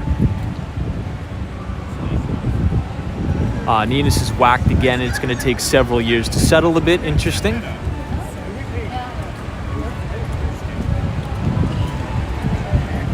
Okay, so some mixed responses. I'm going to have to go back and tally it up. But that's what makes a market, right? That's what makes a market. Susanna says, you think it's just going to fluctuate?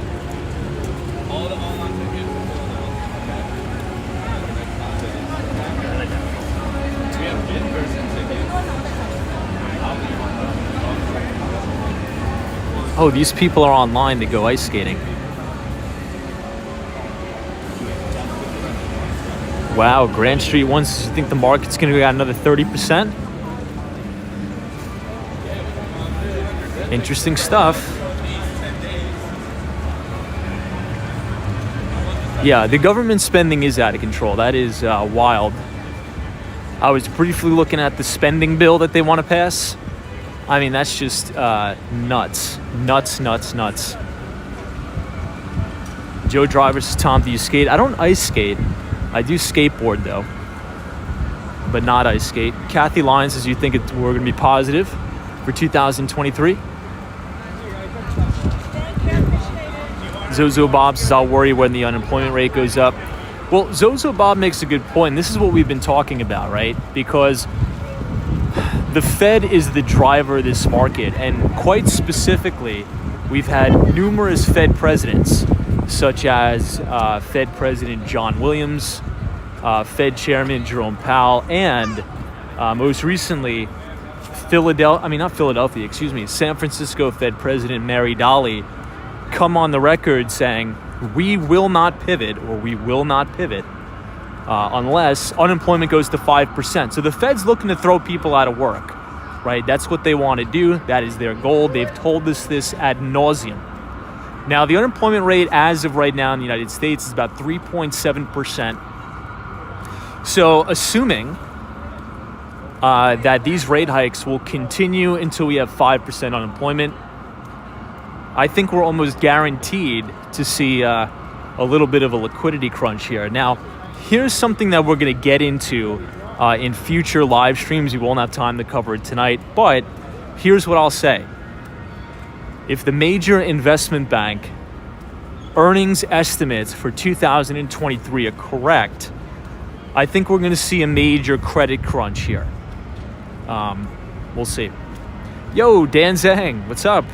This is Tom. Have you seen the news that Tesla is offering discounts to their cars to attract customers? I did see that. I think you sent it to us last night, right? Now, so Dan, what does that entail, right? So it was $7,500 off to begin with, and now it's an additional $7,500. Is that what it is? Are they just matching what it was before? Is that correct? Sabrina Fair says, Tom, isn't the unemployment rate based upon people willing to work? How is that stat calculated? Yeah, so it's been changed over the years, and that is why I tend to really look at the labor force participation rate. I think that is a more robust and I would say honest way to gauge employment and the health of the economy, because it takes into account, oh man, the wind is picking up. Let me close the umbrella. Discouraged workers and such. So the unemployment rate doesn't count people that, you know, are technically no longer, you know, looking for work and they're out of the labor force, so to speak. But you have a ton of people, a record amount of people without jobs, especially in their prime working age, which is right around 23 to 50 years old. Speed Media says maybe for gig workers. Yeah, maybe.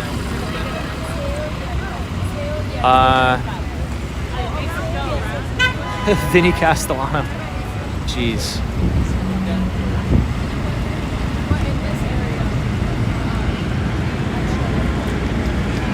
All right, let's cross 6th Avenue. But in general, I would mostly focus on the labor force participation rate. But look, if the Fed says they want 5% unemployment, and they've been very direct in saying that that's where it's going to go, I think that's where it's going to go. I mean, I can only assume. All right, let's take a poll. Do we think that unemployment in America in 2023 will get to 5%? Do we think that's reality? Hey, UniJ22, thank you for joining tonight.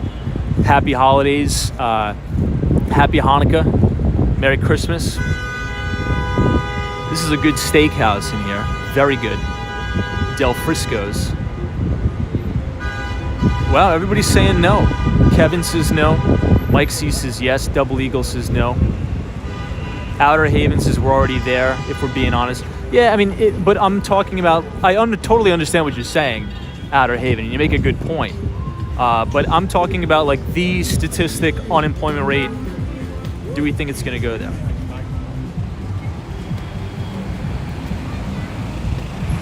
Paul Meddy says JP Morgan is saying yes.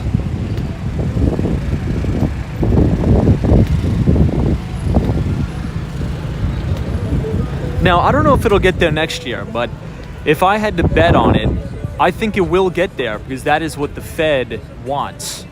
I think it's important to really listen to the words that are coming out of a lot of these Fed presidents' mouths and try not to twist it towards your own bias of where you want the market to go.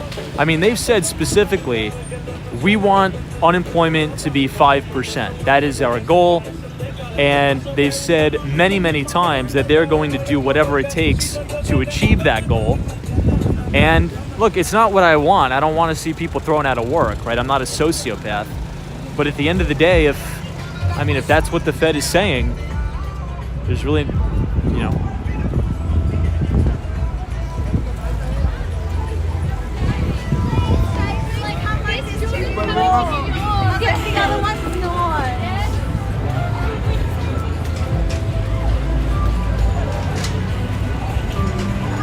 Wow, Carl Foy says, Tom, I work for a large window company. Orders down 20% this week.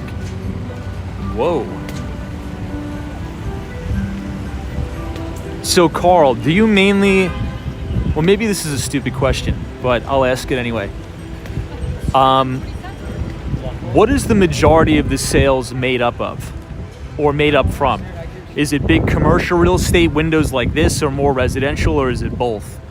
And the reason why I ask that is because I've noticed something similar, not necessarily in the sales declines, right? But I'll tell you what I mean. So in Southern Florida, especially the older homes that were built in the 50s and 60s, the majority of them do not have hurricane-proof windows. And a lot of very wealthy New Yorkers and just people from the Northeast in general who bought property down in Southern Florida, they're all redoing the windows. And it's like I see a window truck on my block almost every day. Now, granted, I still have the old windows from the 50s that are actually still operable. I just have the hurricane shutters, but I'm not going to go drop 30 grand on windows.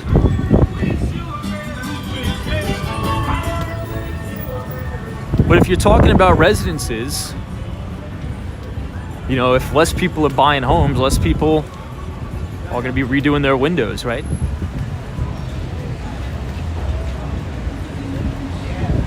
Quick 12 says, Tom, I've noticed a lot less foot traffic in retail stores this year in general. Carl says mostly residential, but we do operate commercially also. Wow. Well, that's actually I'm so glad you posted that in the chat, because that would actually coincide with a lot of the data that we've been getting out, right? Yesterday, we heard from the National Association of Realtors, and they said existing home sales have cratered again for the 10th month in a row. So if people aren't buying homes, people aren't redoing their windows, right? It was the slowest sales transaction volume ever. And the percentage of single family, or I should say the percentage of first-time home buyers shrunk to its lowest level in history at 28%. In normal times, it's usually 40% of the buyers in any given month are first-time home buyers. And now we have shrunk all the way to 28%, which is not good. Not good at all if you want to talk about the long-term health of the U.S. economy. Now, we went over this yesterday, so not to sort of sound like a broken record, but I think it may be appropriate to repeat it. The average American has the most, or the majority of their net worth, the makeup is in equity in their home, right? So if we're building a generation that is being locked out of the housing market, well, if history repeats itself, which it usually does, then the new generations are not going to have much of a net worth, right? So, definitely bad news.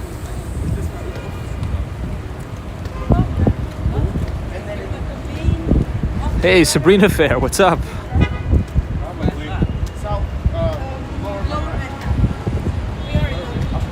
Ninas's foreclosures are also on the rise. Let's see if we can see the top of, what's it called here? One Vanderbilt. No, we can't. Usually One Vanderbilt sits right there. Can't see anything now. Michael Joseph is not anymore. Equity is gone, unless you bought years ago. This is Michael Joseph.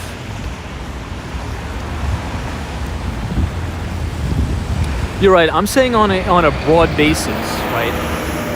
If you did a survey of the average millionaire in America, the vast majority or the bulk of that million is made up in the home equity, right? So I guess what I'm trying to say is young people are being priced out of the opportunity to own things, right?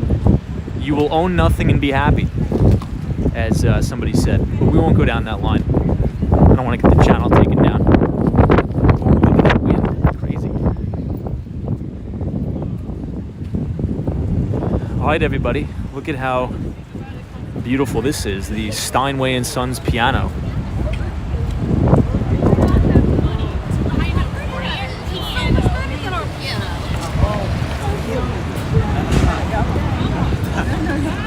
This is the Bank of America Tower.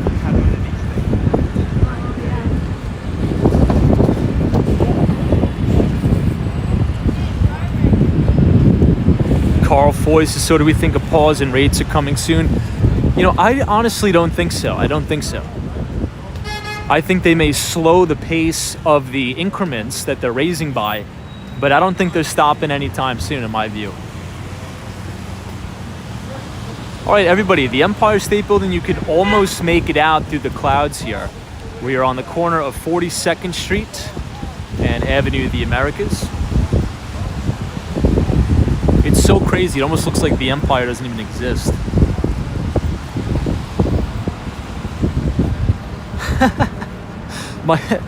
Michael Joseph's like probably more equity in that Steinway, hilarious.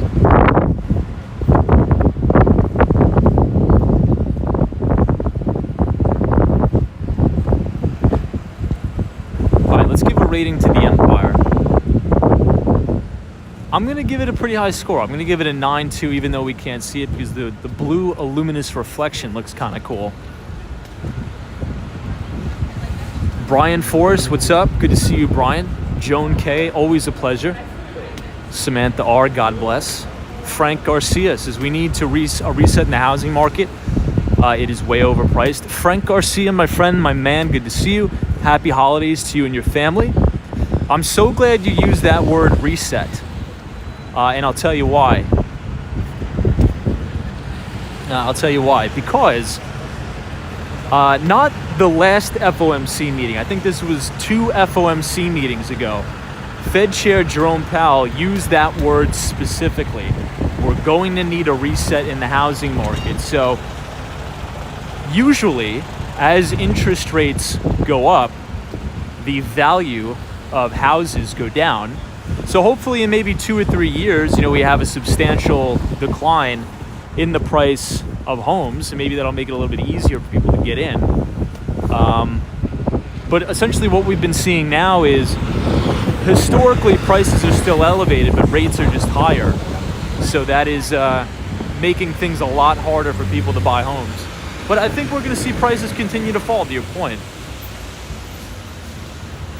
All right, now we are walking down 42nd Street. Can you guys believe that we are going to be dropping this ball right here to ring in 2023 in a week? Insane. Insane. Pretty soon we're going to be doing Walks on Wall Street live streams in 2023. Where did the time go, my friends?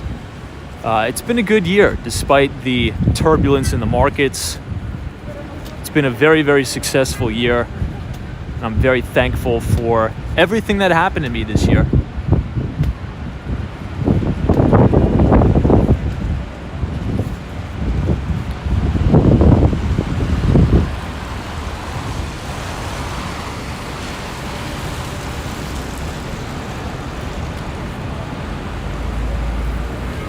Looks really nice.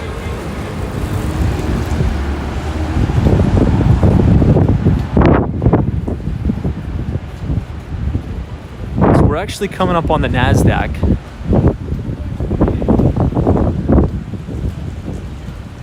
And then we'll make a left on Broadway. We were actually in Times Square 2 nights ago. Hey, Iris Lou says good evening. Good evening to you as well. Thanks for joining us.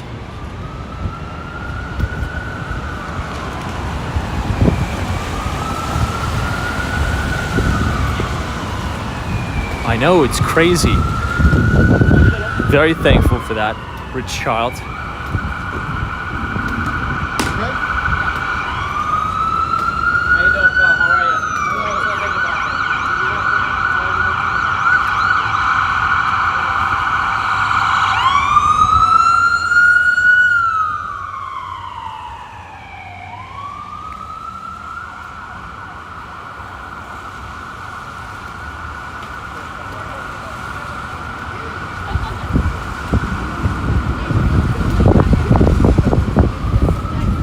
Let's make a quick right and let's see what they got going on in the depths of Times Square. Let's see if there's anything interesting. And then we'll head back down to the Moynihan train station. But keep an eye on junk bonds. I wanted to make that point tonight. I think I made it before, I'll make it again. Keep your eyes peeled on the junk bond market, because usually the junk bonds move first. And I've been saying, I think if we crack the lows in junk bonds, I think a lot of this stuff is going to unwind big time. So we'll watch that.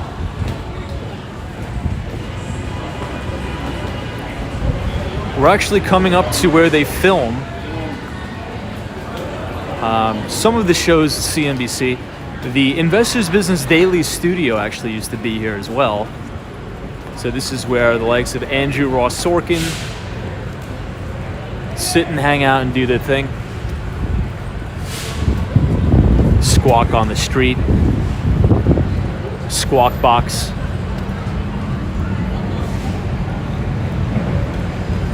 Now, I want to mention one other thing, because we always talk about relative strength, right? And we're seeing a lot of the consumer non-durables like the Coca-Colas of the world and everything do really, really good. But if you ever see this market take a turn of a more broader based bullish turn, I think those stocks are going to get hit, because institutions are not buying those stocks to generate alpha, right? They're buying those stocks just to not lose money and just to park their money somewhere, right? And I think one of the big stocks where these institutions are hiding out is Apple. And there's an old saying on Wall Street that it's always the generals that get shot last. And I think we need Apple to really get clocked here in order for us to put in a material bottom. I think there's a lot of retail investors that own a lot of Apple. They were very, very heavily allocated towards a lot of the FANG stocks. Alphabet broke, Netflix broke, Meta broke. Now we just need Apple to crack. And I think we may see that very soon here going into 2023. So if you're allocated towards those consumer non-durables, yes, they have very high relative strength. They're performing well, but I would just watch it. Be very, very on alert here, because going into 2023, if we do 2023, if we do have more favorable economic conditions, you could see a very, very fast rotation out of that stuff.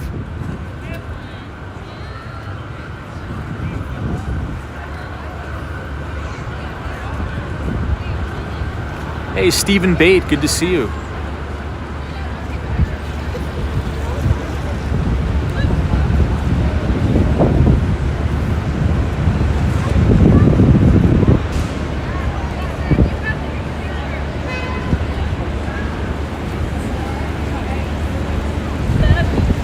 So this is exactly where they dropped the ball. You can see the 2022 sign here.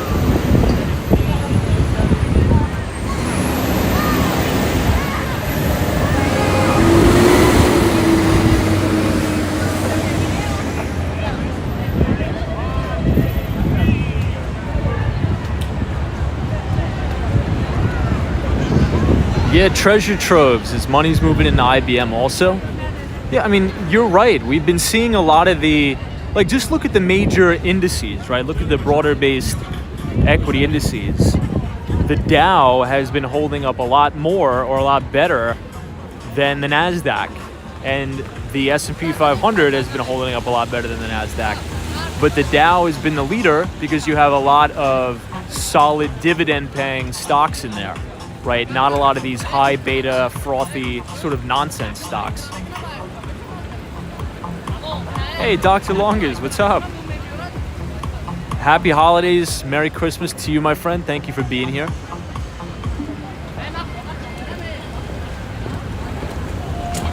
Hopefully you have some interesting plans for the holidays this year.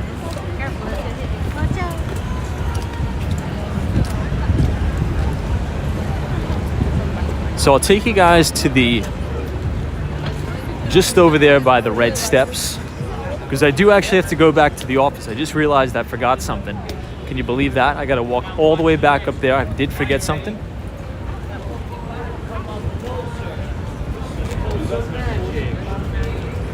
All right, here we go.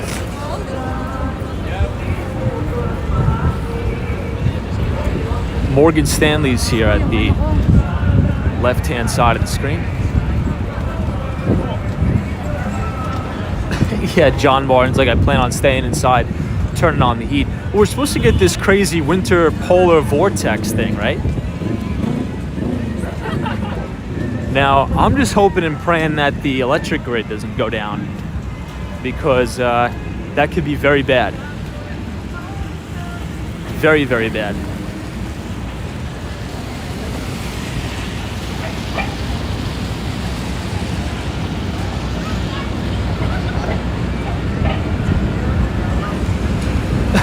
Yeah, Western Mass Dave's, maybe it's your package. Look, I looked in the mailroom today, and this is what she told me verbatim. She's like, oh, we returned it to sender because you didn't pick it up. I'm like, well, I have a mailbox here. She's like, yeah, but we returned to sender. So I was like, all right. But she was very, very nasty with me. So there's usually another person that works there that's a lot nicer and a lot kinder. So I didn't really want to argue with her too much. She refused to even look in the mailbox. So I'll go tomorrow, and hopefully someone else that's a little bit nicer is working there.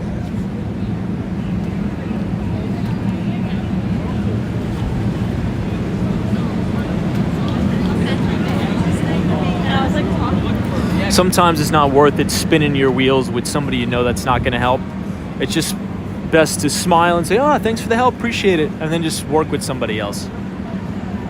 All right, everybody, I don't think I've told you guys this in a long time, but this is actually where I used to work when I was a kid.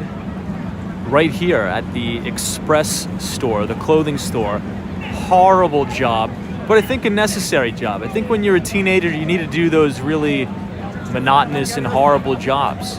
Now, I was a stock boy, so I would put the clothes back on the shelves after all the tourists did all the shopping. And my hours were 9 o'clock at night to 3 o'clock in the morning. It was absolutely brutal, but I'm glad I did it. I'm glad I did it. I think everybody needs to do those BS jobs, you know? It's not really a BS job, but it's just not for me, right? A lot of people are good at it. It wasn't for me. It was not for me. Let's just say that.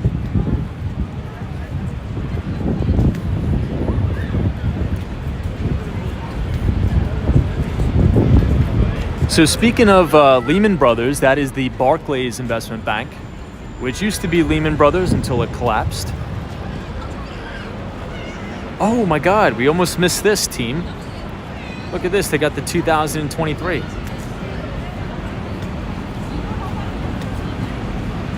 Wow, so this 2023 sign is going to replace that guy up there, 2022.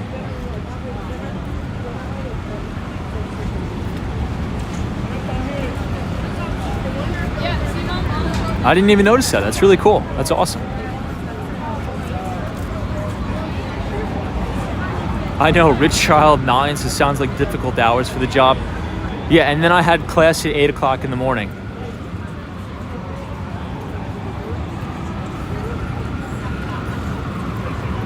Oh my God. Kitty Purse is Tom, my BS job was working as a nanny.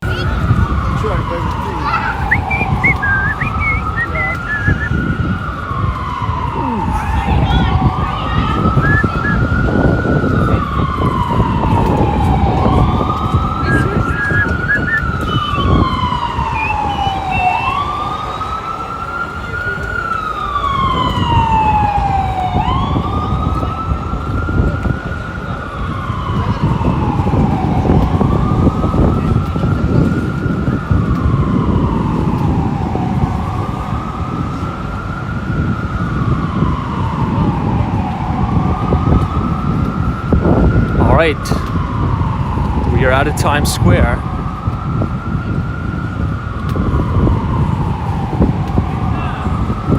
You know, I gotta go back to the office anyway. I'll take you guys with me, might as well. I don't want to leave you guys out in the cold and dark Times Square. Got the donut shop here, Krispy Kreme. You know what's another stock that has been leading? Celsius. And I think I've asked this before on the live stream.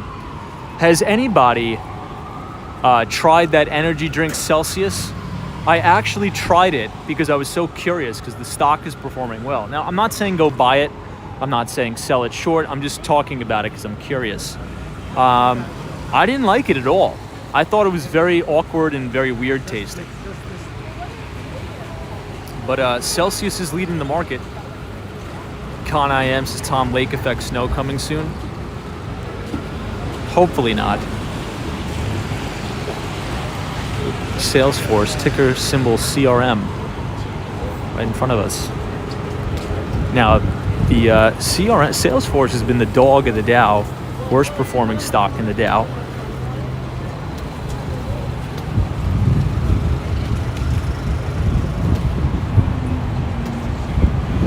Samantha R says, I've been wanting to try Celsius, but haven't gotten around to trying it. Yeah, I guess it's based in Boca Raton, Florida. I'm not a big energy drink guy. I don't really like energy drinks, but it wasn't good. I don't really drink that stuff anyway, but.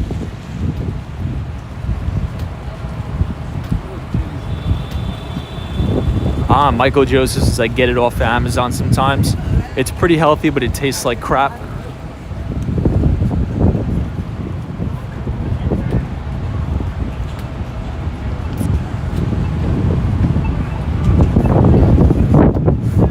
Now, I think they dominate, or I think they're number 2 behind Monster Beverage for sales on Amazon, I think. And they're very, very competitive with Red Bull in terms of volume.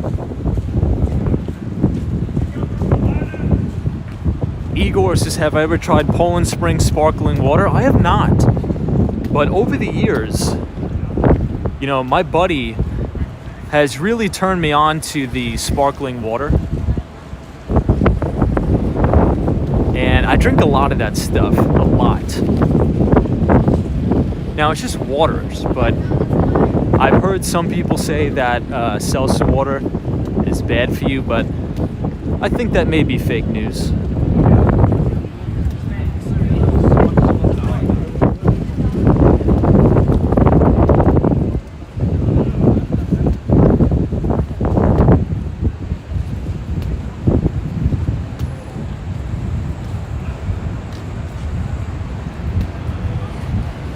Hey, Jacob O'Brien says, if we start seeing massive layoffs, do you think the government will propose more stimulus money? Hopefully not. Hopefully not.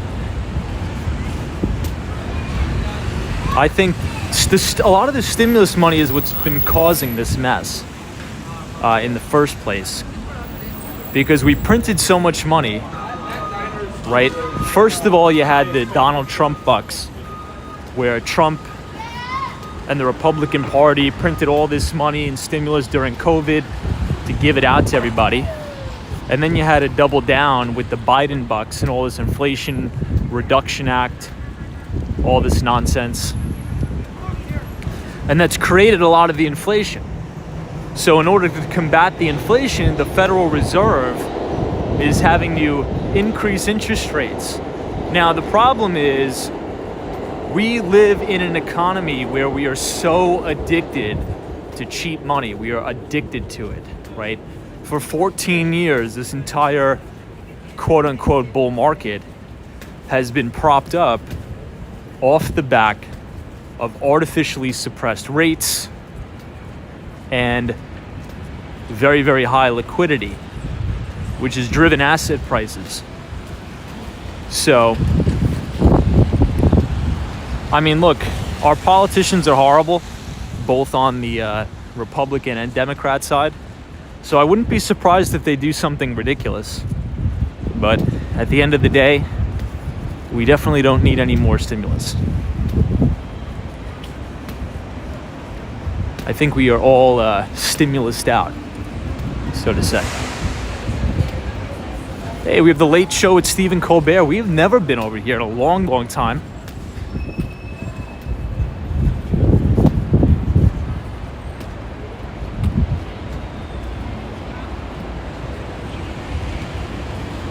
Hey, Brian, good to see you. Nina says it's trillions of dollars worth of debt. How are we going to pay it back? I don't think we ever will. I don't think. I have a theory. It's not meant to be paid back. It's meant to be managed. That's my theory. Because it's impossible. It's not meant to be paid back. It's just meant to be managed. We'll never pay it back.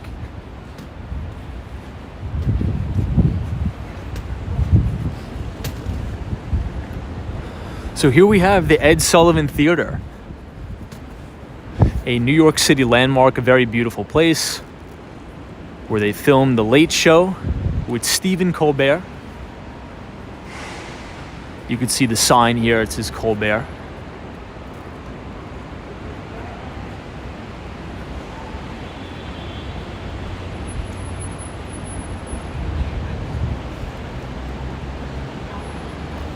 Hey, Bagels and Walks, happy holidays. Happy Hanukkah, Merry Christmas to whatever you celebrate. Hopefully you have a fantastic holiday season. Thank you for being here.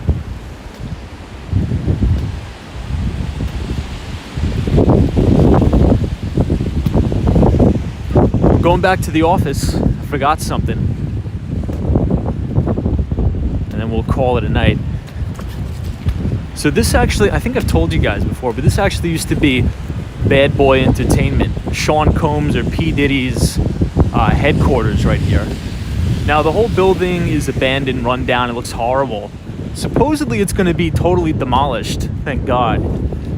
But it's in prime real estate area, so you can still see, but barely. This is Bad Boy Worldwide, Bad Boy Entertainment. I actually used to see, when I was a little kid, coming into the city with my grandmother and stuff. Sean Combs walking around here sometimes. Now it's just a rat-infested place that is abandoned.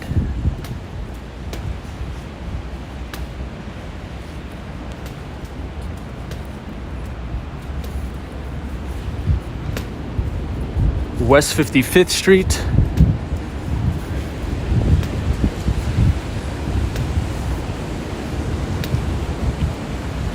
Now, I think the last point we'll finish on is Tesla getting clocked again. Now, we've been covering this almost ad nauseum on the stream. We've been calling this top in Tesla for the past 3 to 4 months now.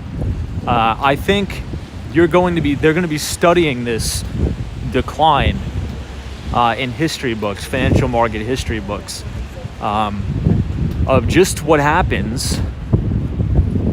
I think they're going to study it in the aspect of ample liquidity coming out of a market impacting stocks that were liquidity junkies. And Tesla was the biggest liquidity junkie of them all.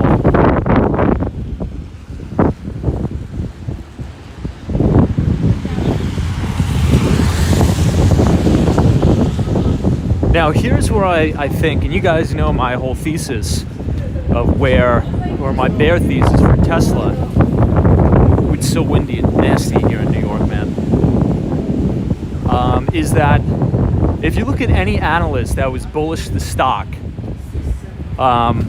during the amazing bull market we've had, their number one claim to fame is that Tesla deserves a premium valuation to other automakers because of their extremely out of the ordinary high gross margins, right? Tesla had about 32% gross margin, and if you compare that with GM, Ford, or any of the other auto OEMs, you would get like a 5% mid-single digit gross margins maybe. So they're like, could you imagine once all of these,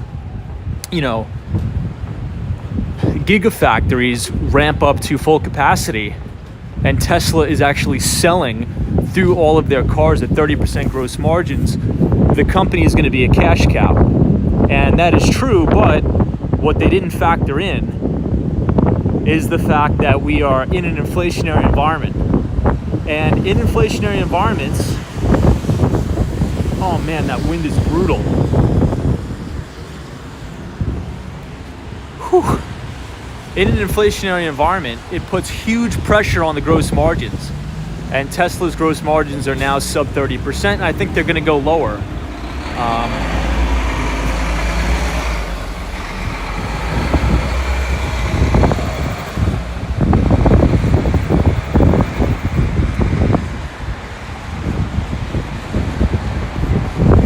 All right, but team, I think we're going to call it a night here.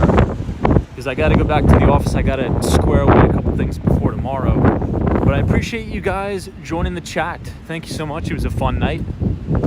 Had a good conversation.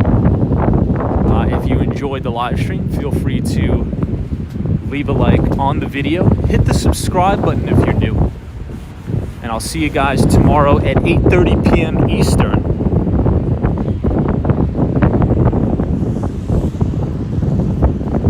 Maybe I'll take you guys into the office. We'll see. Let me get out my key card.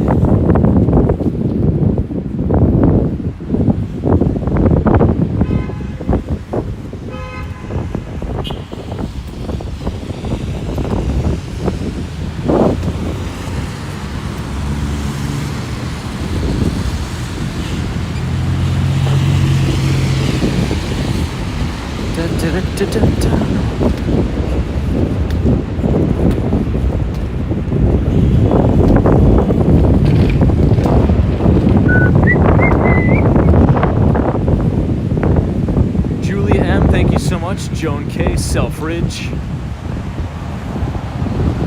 Vinny Castellano, Gary Carpenter. God bless. Western Mass Dave, Samantha R, War Walker. Ryan Royal, Zozo Bob, Bagels and Walks. Fun Feeds, Sally, thank you. EBITDA. Line Sync. Con I Am. Young Nation, touring different places. NMAC, thank you, sir. Appreciate it. Lily, Lupe, my friend, good to see ya.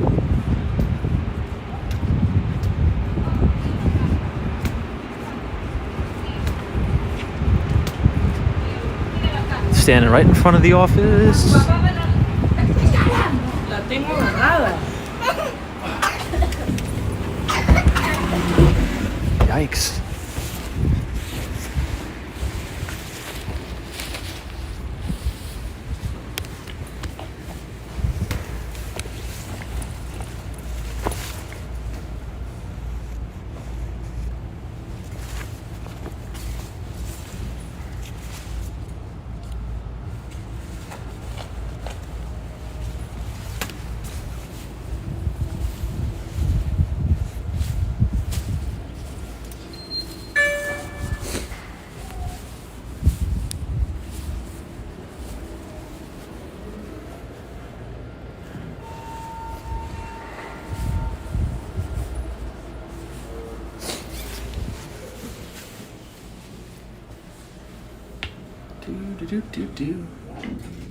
Hey, shadow stuff. 9th floor. Light on. Oh, there we go.